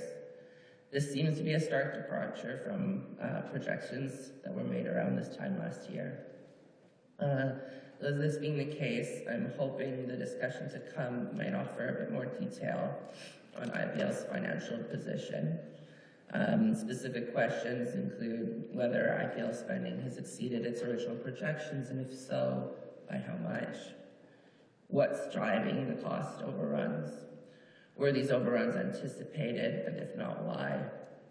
Will our costs next year fall within the $9 million allocation from the county? And if not, what is the updated projection? And further, what kind of balancing measures are anticipated for IPL in the short and long term? And if that level of detail is a bit greedy and not available. Thank you. Your time is up. Our next speaker is Michelle Johnson. Michelle, you may unmute your mic. Mayor Agran and council members, I do think it is difficult to understand the full impact of these revenue and expense items without more detail, including a full variance analysis of last year to this year. I didn't see the fiscal year end 2025 audit on the city website. I know that the 2024 was posted February 21st of 2025, but I don't understand why the current year is not posted. Stepping back, I think we need a full review of our internal controls, specifically as it relates to project management and budgets and cost overruns. So as the council approves items, a budget is established. If that project exceeds budget, when and how are these items monitored and reported back to council? While I encourage the long view of matching revenues to expenses, I am not convinced putting what you're terming one-time fees or items to be separated and sequestered. For example, development fees have both direct and indirect costs, and there are timing differences on both the receipt of funds and expenses, and the same thing with the Gateway project. A full outside cost allocation analysis should have been done prior to adopting any forward plan like that. And finally, as I recommended to the Finance Commission yesterday, the city needs to engage with their existing auditor, Clifton Larson, for a management letter to identify operational weaknesses, internal control issues, and focus on process enhancements, risk mitigation, as well as review any other items as requested by the council. This is done all the time in the private sector, in public companies, and I think it would be the best next step for the city. Thank you. Our next speaker is Ryan Dack. Ryan, you may unmute your mic. Good afternoon. My name is Ryan Dack, Irvine resident and Vice President of the South Orange County Community College District Board of Trustees. I'm speaking this afternoon only as a concerned resident. As someone who provides oversight of a $1 million plus budget of the college district, I would love to direct the council and the public to the fiscal year 25-27 budget, which was released almost exactly a year ago. The budget summary in this document shows, for the 24-25 adjusted budget, shows a line at the very bottom that reads, prior year surplus adjustment, with a negative $4.7 million in that line. This is the city spending $4.7 million more than it brought in and plugging the hole with the prior year's surplus as a one-time solution to make the bottom line read exactly zero. No deficit, no surplus. This was likely done so that council members wouldn't bother the city manager's office. When your budget lands at an exact zero, that is not a balanced budget. It is evidence of a shell game and part of why we're here today. I raised a specific issue with a member of this council over a year ago. The response I received was, and I quote, "There is a zero at the bottom, so the budget must be balanced." When I followed up, I was repeatedly told it was a one-time issue and not to worry. This is not how a world-class city should be run. The residents of Irvine deserve a council that reads important documents, listens to stakeholders, and plans ahead, not one that defers hard decisions until they become harder ones. I hope today is a turning point. Thank you. Our next speaker is Mari. Mari, you may unmute your mic. Hi, thank you. Thank you, Mayor. Thank you, council members. Thank you for all you do, as I know that sometimes this is a thankless job.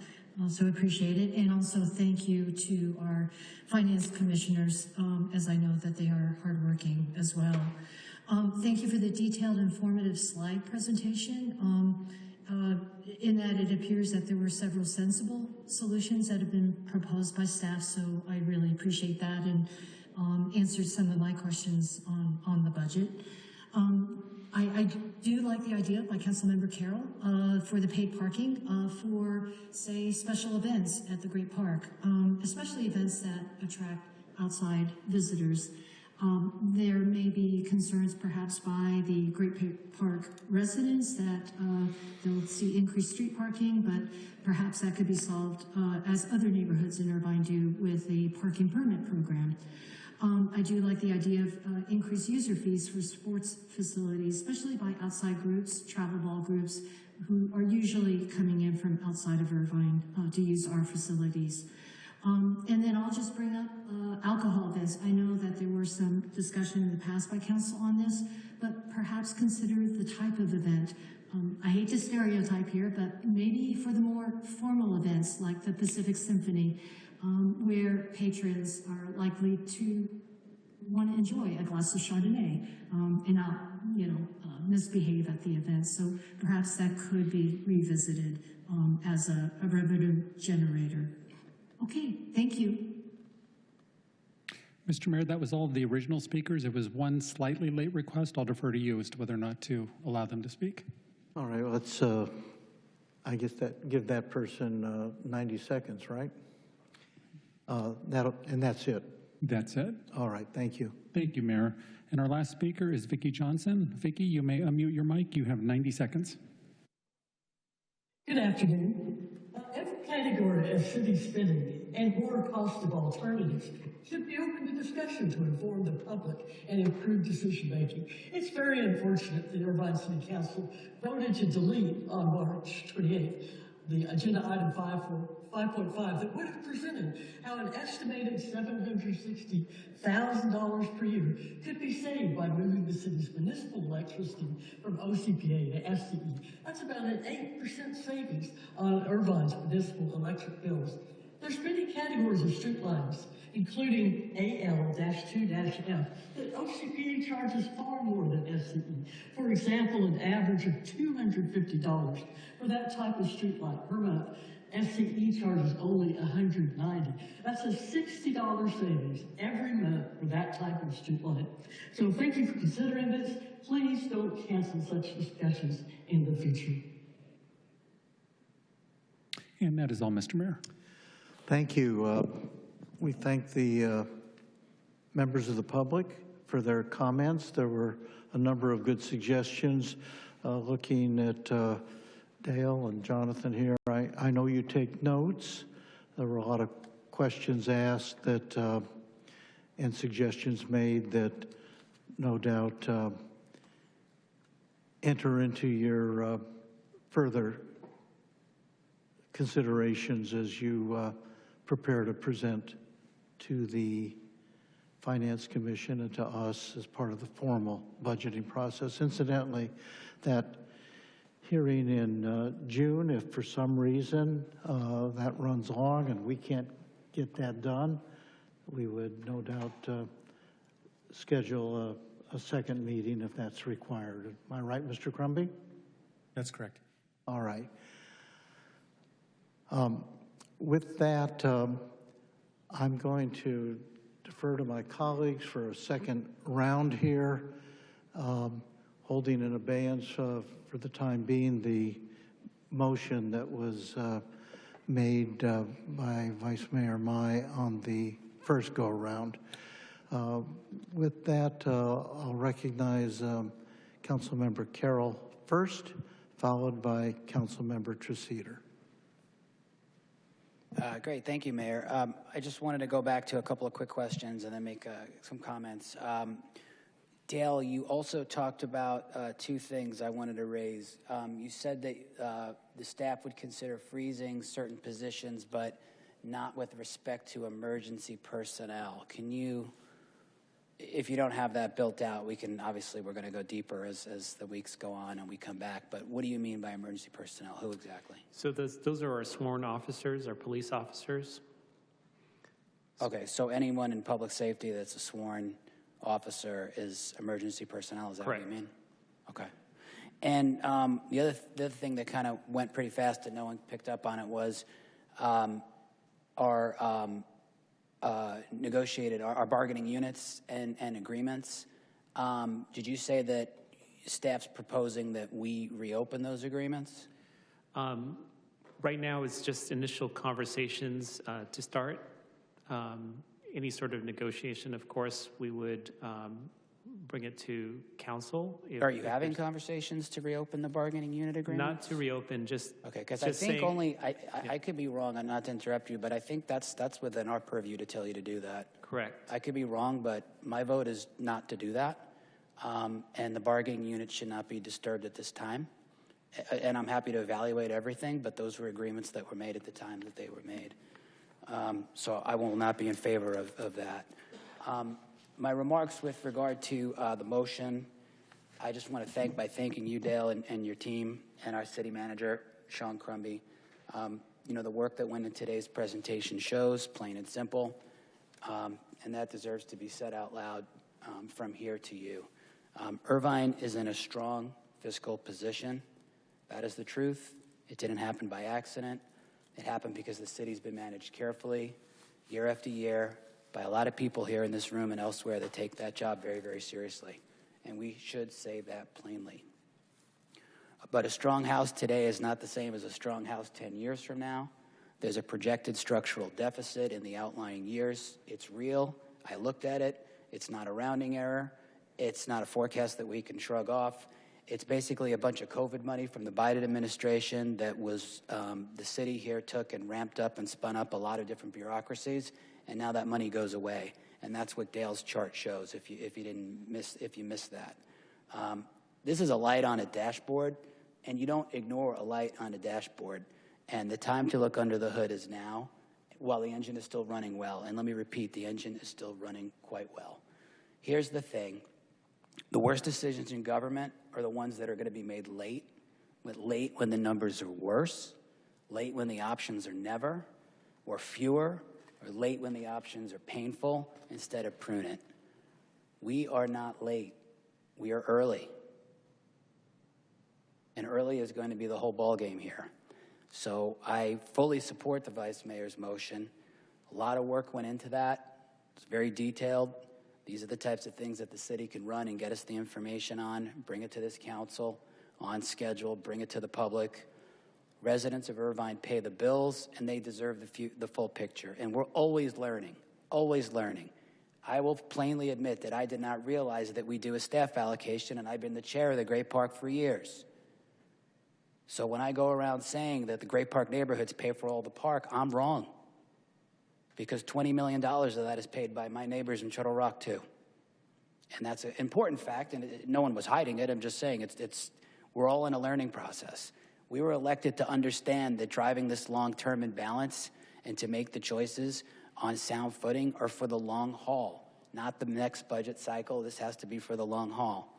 And given the health of our finances, given the affordability crisis that squeezed families and small businesses in this town, raising taxes or broadly increasing fees on our residents are not on the table for this council member. They are not.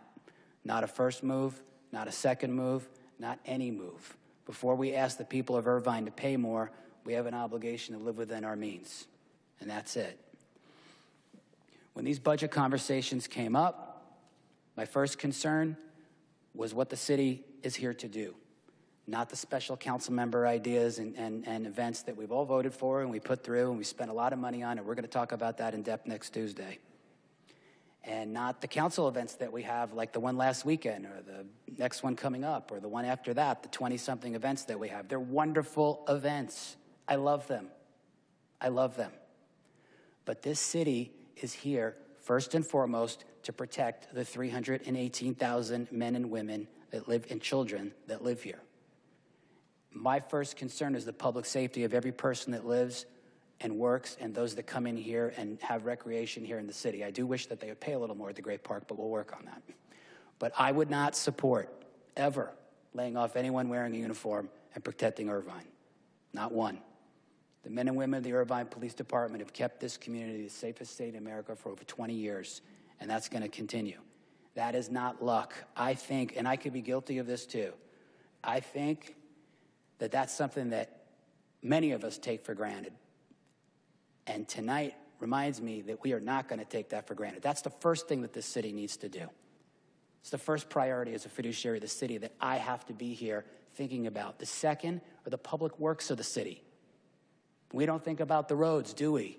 Do we think about the traffic lights, the timing, the amazing traffic center we have upstairs? All the AI work that's gone into those boxes that sit there to those intersections that none of us think about, trying to get one additional half car through the left pocket intersection in the turn, in the protected left-hand pocket? No. But that's what we're supposed to do here because traffic's a major concern. It gets pulled years and years and years. People need to, there's a lot of people here. It's pretty dense. We need to move people and cars and other modes of transportation through our city. So that's number two, the public works. That's right. And number three is the recreation, is our parks, starting with the Great Park and every other park in this city. And after that, we can talk about the other stuff. So let's do the work. Let's get the facts. Let's get the long-term numbers. Let's get clear eyes. Let's protect what matters most. Let's add to the fiscal audit that three of my colleagues want to have, and Sandy and Carol, looking at you, I will be asking for the Office of Inclusive Excellence to be listed on a list of about 10 things that Council Members Liu, Go, and Treseder were asking to have a fiscal audit on. That office will be on that list. It wasn't. I have about 7 or 8 other things myself, so thank you for bringing that up. We'll see if they agree to put that on their list. Let's get those facts. Let's protect what matters most. Let's make the responsible call now while we still have the room to make that call and not in a crisis. And I just want to point out finally that this city has millions and millions and millions of dollars in reserves in the asset account and the city reserves that were put together when the former mayor was here and the current mayor was here, before any of the rest of us were here. Those reserves are still there. And I do agree with the vice mayor. I think those things could be chewed up in an instant if we're not responsible. And I look forward to that process as it unravels and unwinds and rewinds and all that good stuff. But I fully support this. Thank you, Mayor. Thank you, Councilmember Carroll. Councilmember Treseder. Thank you. Yeah, I appreciate all the work that you put into this presentation and appreciate the information.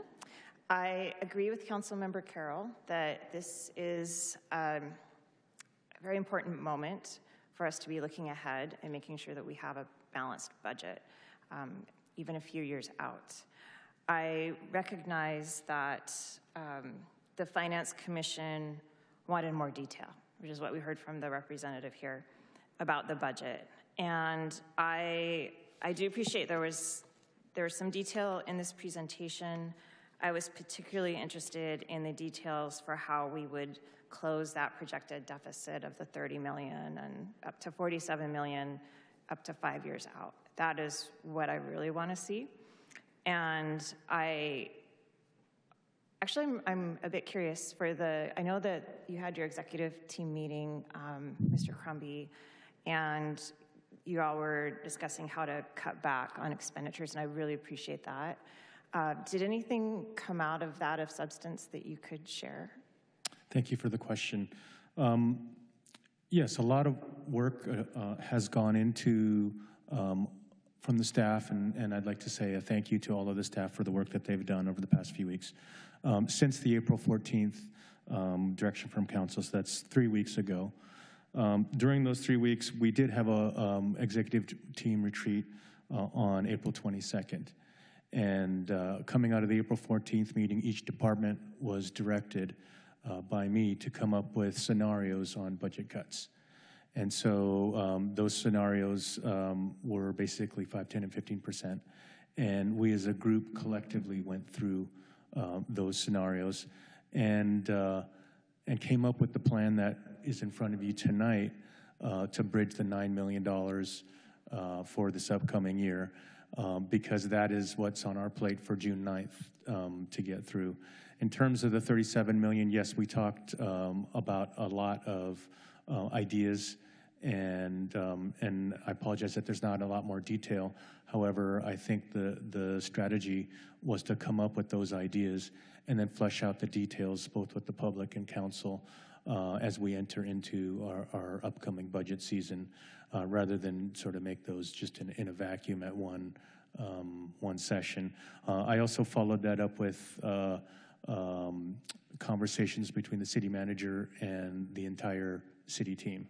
We had sessions with the city manager where we openly talked about the budget so that they know as well. So it's been a lot in the last few weeks, and we will continue to work to provide definition to bringing forward a balanced budget in the future. Thank you. I appreciate these actions, and I think it's very wise to ask your department heads how they would cut the money. It's easy for me to sit up here and think about things to cut, but y'all are, the boots on the ground, and you know where you need the money and where you have the money. And so I want to consider strongly what the staff are recommending, especially for these longer-term deficits. In terms of myself and the council, yes, we do have our own sort of passion projects that we bring forward. And I think that in addition to asking the staff to cut back on their budgets, I think it might be wise for us to cut back on some of our own spending as well. I would hope that we would each volunteer to cut certain things that we have in the past promoted. I have, for instance, promoted an event or two that I really appreciate, but if we don't have the money for it, we don't have the money for it. And so I'm certainly willing to reconsider that for myself. And I'm hoping that other council members might be willing to do that too. I also want to emphasize that I agree with Councilmember Carroll about not cutting any public safety positions. I think for our residents, if you ask them what they value about Irvine, a lot of times safety is the very top of the list, and it is also important to me to have public safety. And my guess is that also would be a priority for most or all of the members of this council.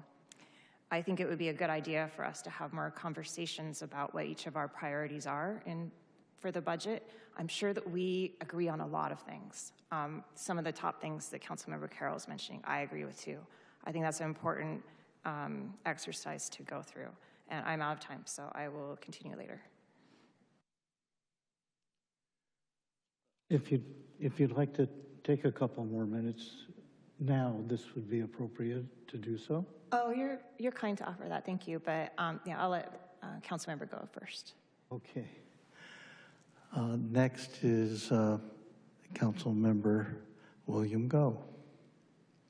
Thank you, Mayor. Quick question for Dale. I just want to clarify the 8% allocation for city staff towards the Great Park budget and coming down to 6%, that it is a payment.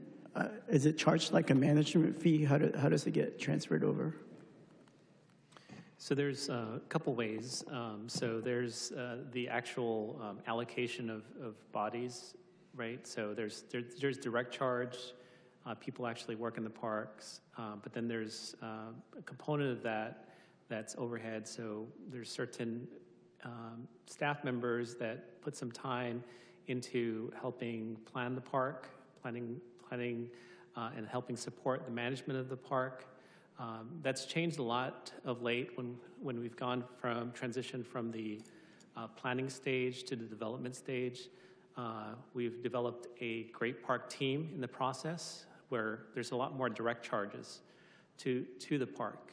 So we had to reshuffle how we allocate it because we have people now allocated to the park directly and exclusively are being paid out of the Great Park because they spend 100% of their time. So we had to right-size the allocation for those maybe administrative positions where in the past they had a percentage allocation. Some of them would be 100% dedicated. Some others folks, we had to ratchet it down. Maybe they were spending 50% of their time before, now it's 20% of the time. The other component of it is now we're engaged in the development phase, right? So there's some staff even that are committing their time to project management. It's capital work in the park. And those get charged to the actual projects that are done, which is rightfully charged to the development. It does come from the bonding that we get. And when I come to council and they ask, okay, here we're bonding for development of the heart of the park. Now it's transitioning to to be reimbursed from the bond. So just short to say that there's a lot of complexity in the allocation, and the right sizing is just to make sure that we're charging the right percentage of people. If somebody's 100% allocated to the park, now that's moving. There's a lot of moving parts. If somebody's working on the project, heart of the park, or certain other areas, the cultural terrace, that we're charging them to appropriate projects because they're project-based. Is Councilmember Carroll's statement that the general fund does pay into the Great Park accurate, or is it a? It's slightly nuanced. So we do have other unrestricted dollars that gets generated from the park. So it's not per se tax dollars that's from the general public. It's revenues that are produced from running the programs. It's revenues generated from. Dale, if I might interrupt. Yes. The answer is no. There is no general fund monies that are being transferred to the park. Correct. Yeah, in short. But yes, just to have that nuance is that there is unrestricted dollars that are generated from the park. Yeah, thank you for that. We appreciate for all the science you guys did to try to balance this. As you guys know, the Great Park's a little bit complicated because the CFD funds pay for the development, but in exchange, the whole city does get to use it as well as the county and the nation. So really appreciate you guys trying to balance that as much as possible. And the second comment I had was with parking. So the issues with parking is it becomes cumbersome to start administering. So as you guys have heard, I believe OC Vibe, Honda Center, and a lot of these concert venues, they just charge the parking kind of inlay with the ticket, and that really prevents of the administrative hassles. And I live at the Great Park, and the last thing I want is people parking in my neighborhoods just to avoid the parking fee.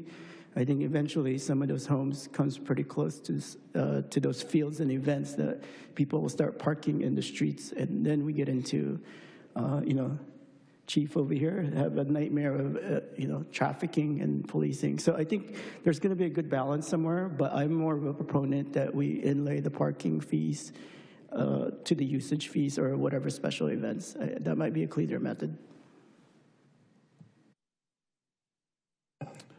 Thank you. And next up we have Councilmember Liu. Also, again, we're all talking about parking. I know that that's coming up.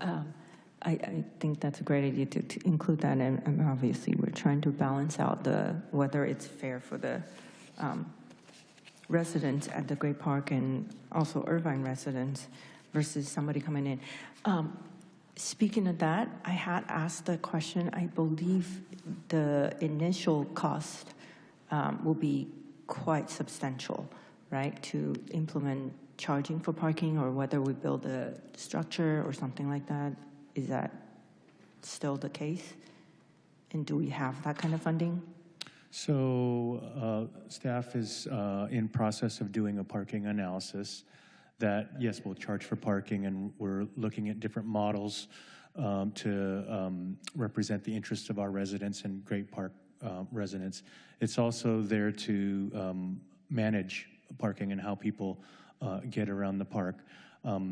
At Build Out the Park, we'll have almost 14,000 parking spaces without a structure. So I think at our initial phases, there's no plan for a structure yet. I think if the development ever got dense enough, we may be able to look at that in the future. I want to echo what my council colleagues have already mentioned, that obviously we're looking at public safety, we're looking at public benefits, and also, what was the other one? I believe Councilmember Carroll has very succinctly. Okay, recreation and public works.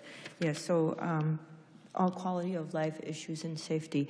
So thank you for looking into that, but long-term structurally, my question, I guess, will be, it is hard to do like a long-term impact prediction, obviously, but would it be possible for us, if when we're looking into it, to do like a 5-year, 3-year, 5-year, 10-year, or something like that, that will make it a little more,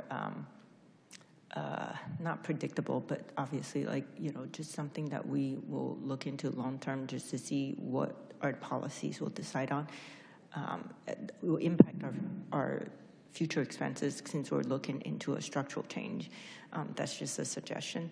And I am not writing out any other sources of revenues, especially with, I think with some of this has been brought up that we are subsidizing quite a bit in user fees. And I do think that we could at least get to cost recovery if that is possible, especially like Councilmember Carroll had mentioned, that for-profit or outside non-resident users could probably share a little more of that. That would be something that I would look to see if that is at all possible. But I do agree that I don't want to overburden the staff and micromanage in any way. So I guess the other question is, can you explain a little more on the audit part of that? I mean, I know we're doing audits, but I guess we're not all familiar with what the process is or has been. Thanks for the question. So we do have an annual audit that comes in every year. They comply with the government accounting standards to review our records. Again, they're here for upwards to 6 months, going through transaction detail with our staff. A lot of my staff are committed to providing those records. So they're pulling invoices. They're looking at our GL, our transaction data. They're looking at our internal controls. There's a statement about our internal controls. There's no weaknesses in our internal controls from our finding that's been strong for many decades. And we're very proud about that. They issued a clean opinion, like I shared earlier. And these are, there's certain standards that they have to comply with. They have professional licenses that are authorized to be able to provide those opinions. Not anyone can just provide those opinions. They have a professional code of conduct, and in order to be able to provide that opinion, and that's something that we do every single year, and we take that audit seriously. We have a large amount of our staff resources that are spending countless hours being able to provide them the information that they need to provide that independent third-party opinion about our financial situation, that it's presented fairly, it's presented accurately. So I guess Councilmember Carroll had already alluded to the fact that Councilmember Treseder, Councilmember Go, and I had recently just submitted, I mean, that not come out to ask for an audit, targeted audit, which I think will make more sense. That would that be? I mean, obviously, I see the benefit of that, but that will be something that will be in addition to the general audit that we're already doing. Correct. If there's specific interest to look into a particular area, that diving deep, that would be a separate engagement. There was multiple ideas, areas of review that were mentioned. That would definitely be an additional cost in order to do that. Yeah, and obviously we're not going to discuss that at this meeting, but I just want to, I guess, reiterate the fact that that is coming up and that is not something that is unusual. And that's all. Thank you. Thank you, Councilmember Liu. I think Councilmember Treseder, did you want to be heard now, or should we? I'm happy to wait.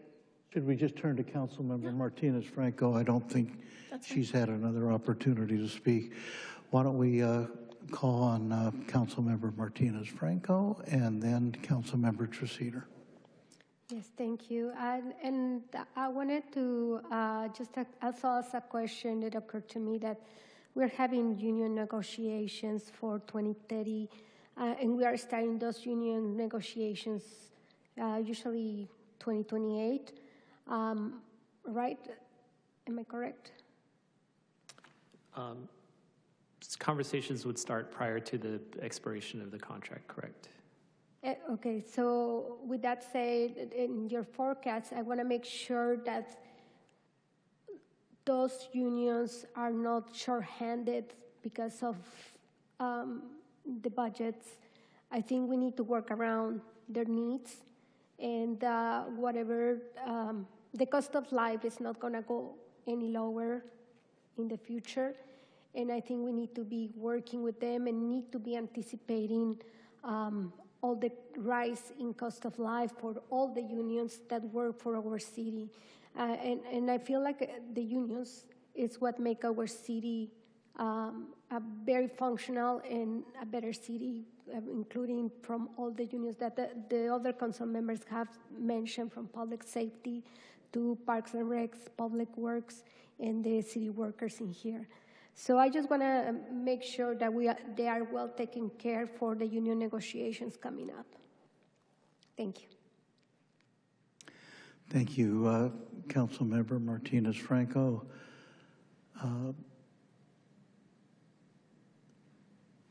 Councilmember Mai, somehow this is showing you as having bumped down Councilmember Treseder. Is that by request?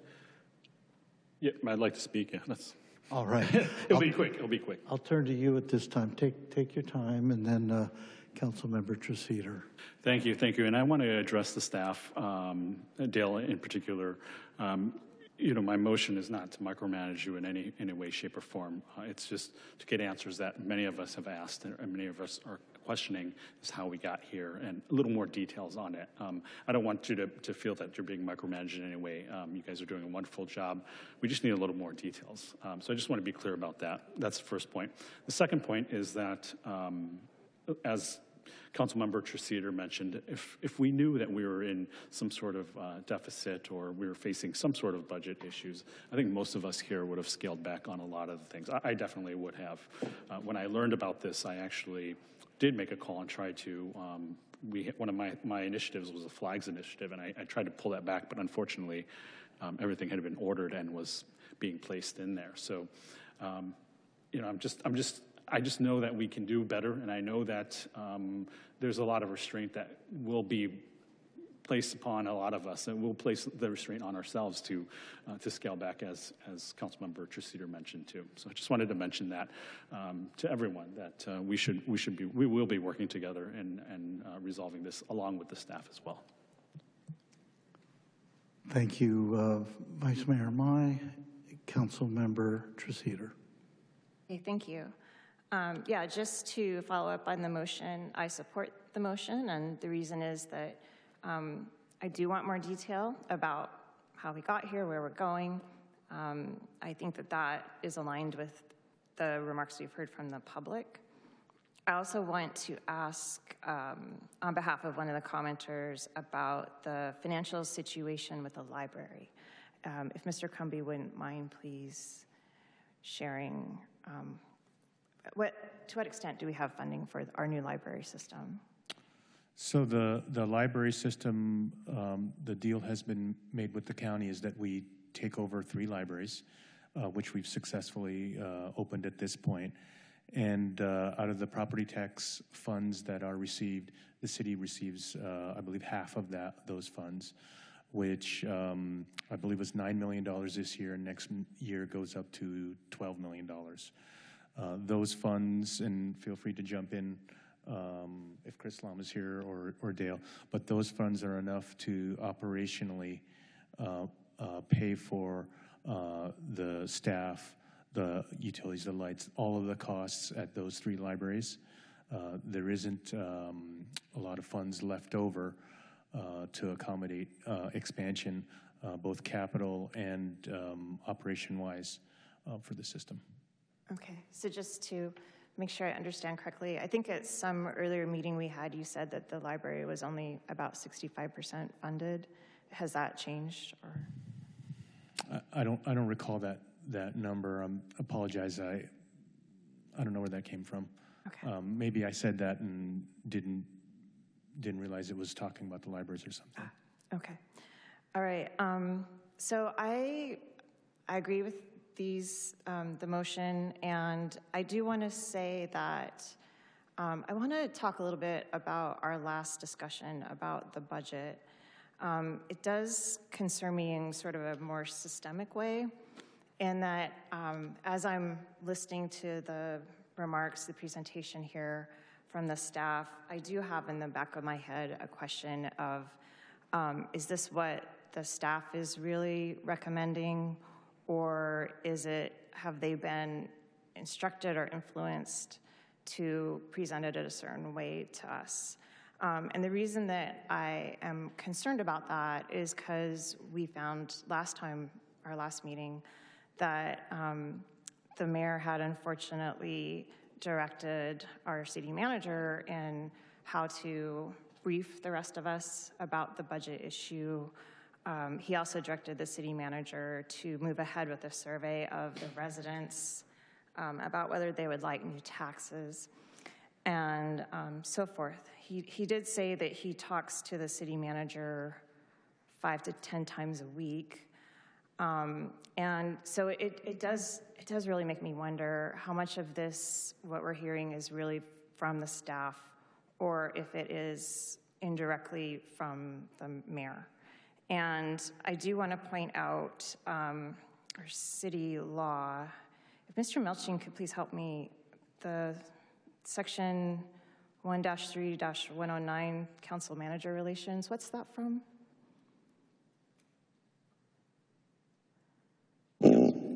Sorry about that. Councilmember Treseder, that's a section in Title I of the Municipal Code? Okay, Municipal Code.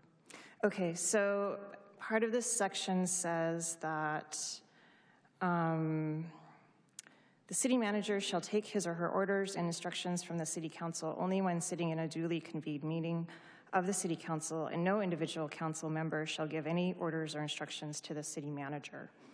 And I believe the idea behind that is that these discussions need to be held out in the open and in full view of the public in general. The city has a council manager governance framework, which means that the council as a body directs the city manager to do certain things, and it's the city manager's job to execute. Now, if you have individual council members coming in and directing the staff on particular things, then that essentially is like a backroom deal. It's being done out of the view of the public and out of the view, in this case, of at least some of the council members, including me. And I want to emphasize that I don't hold the staff at fault at all for following what the mayor may ask of them. I just know from my personal experience with the mayor, he can be pretty harsh with people. And we've seen that here on the council dais, and I would be surprised if that didn't happen with the staff.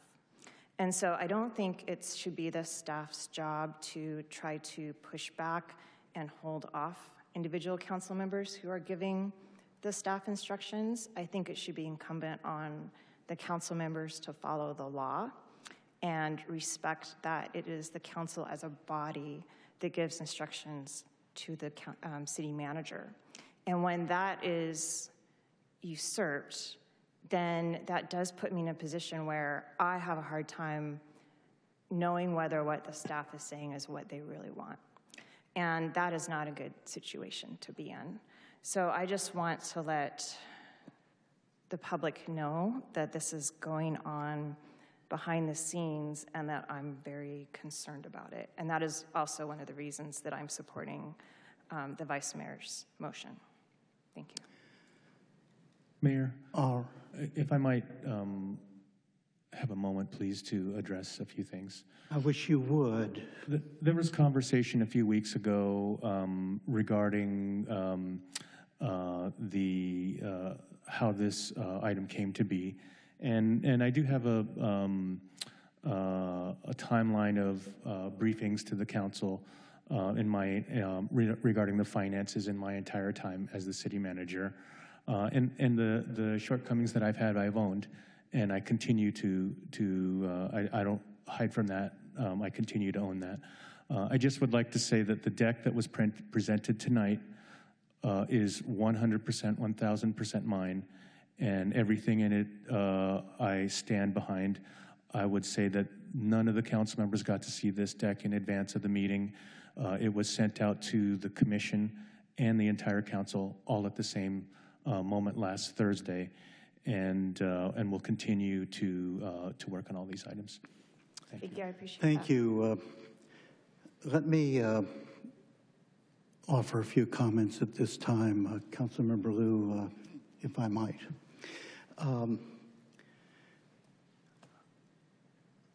I'm not going to dignify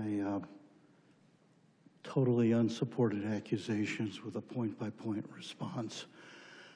I do pride myself on having a good relationship with the city manager, as I hope and trust each of you do. And I do take every opportunity to pose questions, make suggestions regarding this entire budget matter. I've just urged Mr. Crumby, and through him, Dale and Jonathan and others, to consider this, consider that. I've asked endless numbers of questions about the economy, recession, inflation, what's in, what's out, what's accounted for, what's not, and so forth. I have staff that's involved in that as well, and I would suggest that each and every council member avail themselves of every opportunity they have to speak with the city manager, and through the city manager, speak with staff regarding the budget or any other matters of interest. I do not issue directives. Mr. Crumby, I think, can vouch for that. I don't go around Mr. Crumby and go to subordinate staff. That's not how I roll. That's not how any of us rolls here. So these unsupported accusations, I think, detract from what has otherwise been a useful, constructive process here. Let me say a couple of things about the budget.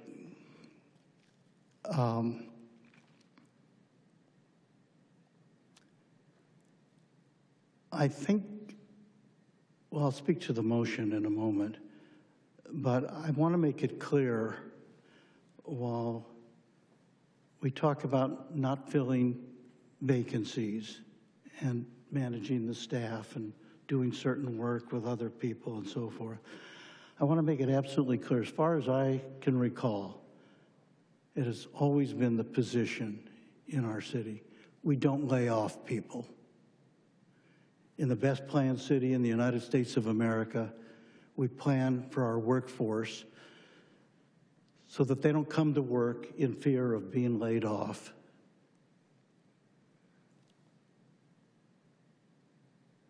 Do we sometimes ask them to move over, fill another position, do this, do that. That's different. It's not just the police who shouldn't be subject to any layoffs. It's the rest of the employees as well. And I think it's a source of great pride, should be for all of us, that throughout the 55, 56-year history of this city, we have never had a workforce layoff.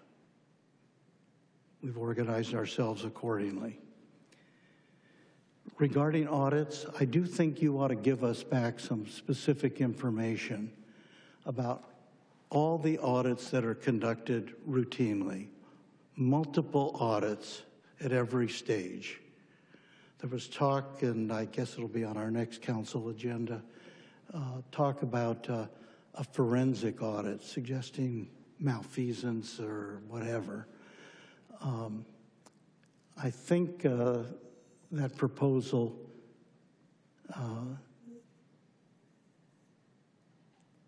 fails to understand all the audits and measures that we undertake to see that there are no unappropriated expenditures, there are no unaccounted for funds. We win awards year after year for our financial management. That's not to say we should relax in our vigilance, but I think it's important for people to understand we don't win those awards because we're not doing enough audits. We win them because we have all the mechanisms in place. Might there be a request for specific targeted auditing of this or that or the other? Absolutely. Those are appropriate. As far as the motion goes,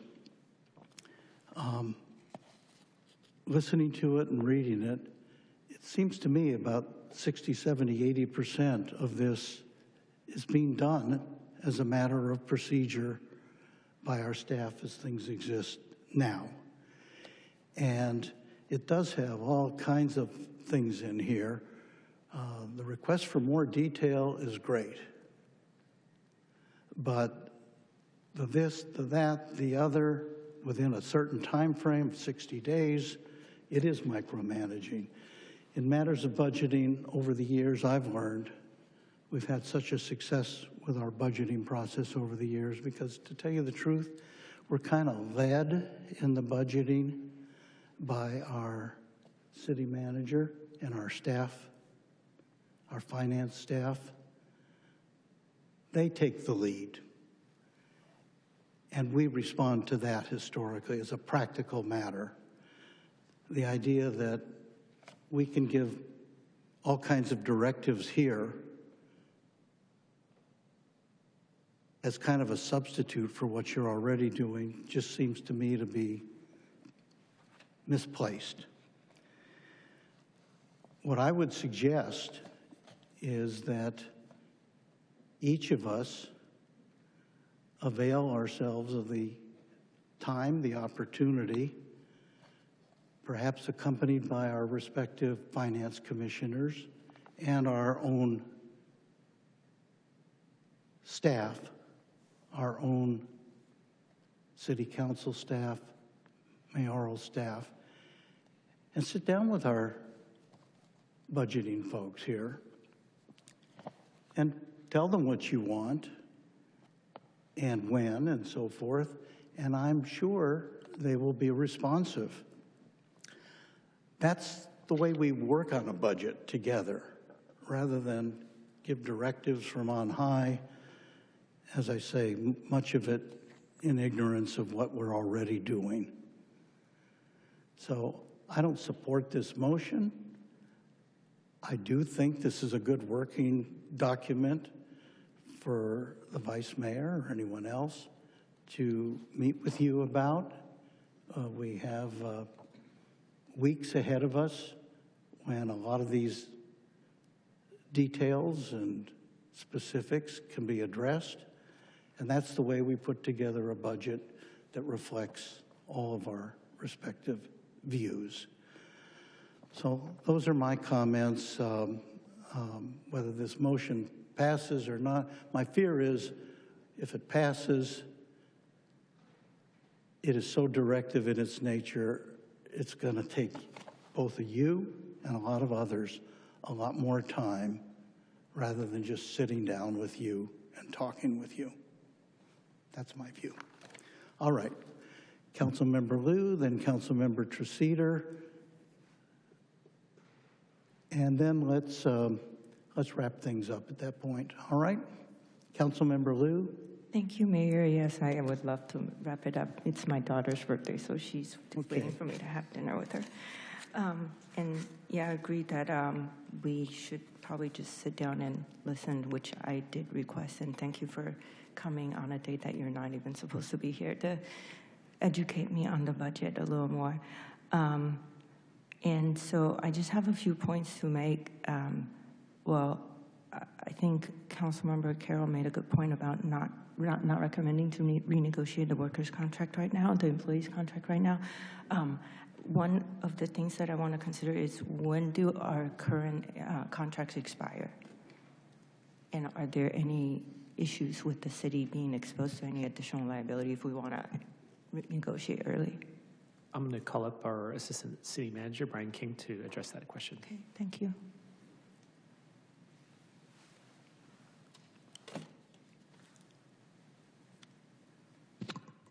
Hi, thank you, Mayor Agran, members of City Council, Brian King, Assistant City Manager. Our contracts expire in June of 2029, so we'd be negotiating with our labor associations a few months prior, so we'd probably be reaching out to you for direction on that in, I'd say, February of 2029. Okay. In the current contract, I don't remember now, but can you remind us if there is any early negotiated penalty for the city? There's no penalty or reopener that's automatically triggered unless the Labor Association or the City Council, as Councilmember Carroll indicated earlier, gives us direction to reopen. We won't be reopening. I see. Okay, so, I mean, just, if I guess that will be something that we need to consider. I don't want to just give directions without information. Thank you. And I think Councilmember Treseder made a good point, and I would highly encourage all of our colleagues to consider the cost when we're introducing items, which we tend to ask for a lot of these. But I want to mention that this current budget, most of us on the dais here have no input. We kind of inherited that. But that's just the nature of the city council when we get elected and people get termed out. So, but I do want to also remind myself that whenever we do that, we'll consider, like Councilmember Martinez-Franco mentioned, look for sponsorship. Yeah, and again, I would like to say that I don't want to write anything out yet, but obviously with the current economic situation, it's probably not a great idea to ask our residents to put in more. Things are already very unaffordable as it is. So that is one of the things that I want to consider when we have options come back to us, and that's all I want to say. Thank you. Thank you, Councilmember Liu. Councilmember Treseder, and then I see Councilmember Martinez-Franco wishes to be heard as well. Councilmember Treseder. Thank you very much. So I do appreciate the mayor's response to my comments. He did say, as he often does, that what I'm saying is unfounded. So I anticipated that he would do that. So we put together a video that you can find on YouTube, the channel Irvine Councilmember Moments. And it does have a video of all the actions that I was talking about. It shows our city manager saying that, yes, indeed, the mayor did direct him on how to brief other council members. It has the clip of the mayor saying that he calls the city manager 5 to 10 times per week, which I think is a sign that there's some overreach there because, again, we're not supposed to give direction outside of this body. The mayor does have some extra responsibilities, like he has to preside at ceremonial functions and put together the agenda, but it's hard for me to imagine that that requires 5 to 10 calls per week. You can imagine if all 7 of us did that, the city manager would have to be fielding 70 calls per week. He wouldn't have time to do his work, but I think the rest of us don't do that. I do try to respect the city's law in this respect. So definitely, if you're not sure about whether what I said was true or not, check out the video and you can see it yourself. Now, we have mentioned, some folks up here have mentioned the agenda item that Councilmember Go and Councilmember Liu and I submitted today, and this is for the next meeting next week. And we are going to talk about doing an independent audit of specific city projects we want it to be targeted. So just to give you a preview, the proposed projects we would like to evaluate in more detail is how the federal COVID money was spent from 2021 to 2025, the City Hall renovations, including the parking lot and 3rd floor, from 2022 to 2025, the 6-month severance packages offered to city staff in 2022, the cost of the 2025 State of the Great Park, the proposed Swift Cities gondola project, the purchase of the All-American Asphalt plant, the transition from the Orange County Library System to the establishment of the Irvine Library System, the failed purchase of 17572 and 17622 Armstrong Avenue. That is in the agenda, and I'm also happy to add the DEI committee, as Councilmember Carroll suggested.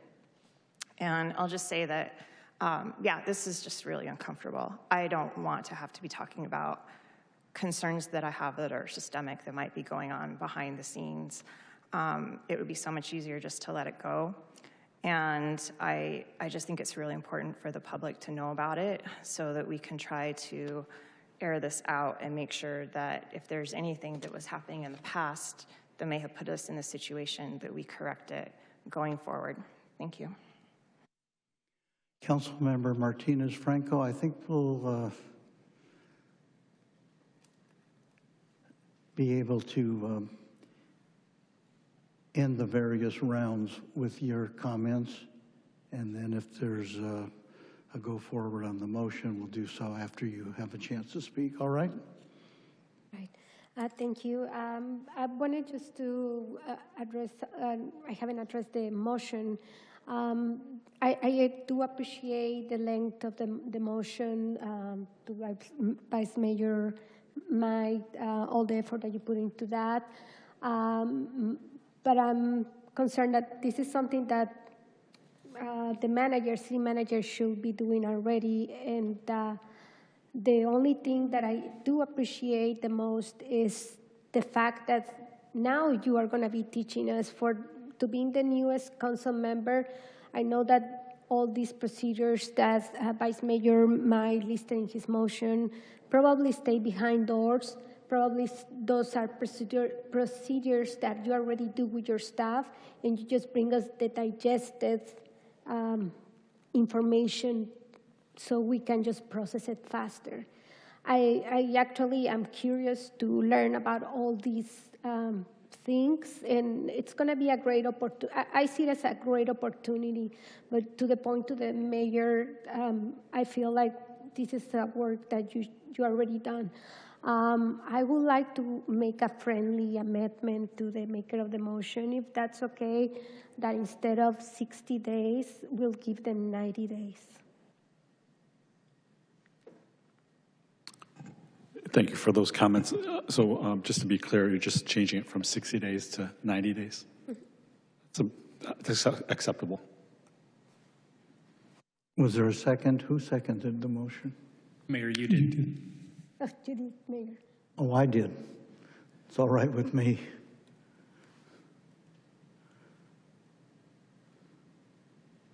Yes, I did. All right. I think that does it. There's a motion. I'm I just want to declare for the public to hear that I'm going to be voting against the motion. I don't think there's a need for a formal motion. I would just encourage my colleagues instead to use the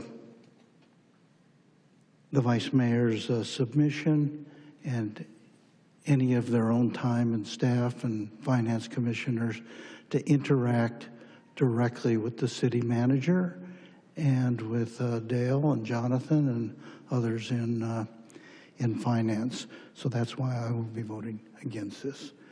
With that, would the clerk please call the roll? Councilmember Carroll. Yes. Councilmember Go. Yes. Councilmember Liu. No. Councilmember Martinez Franco. Yes. Councilmember Treseder. Yes. Vice Mayor Mai. Yes. Mayor Agran.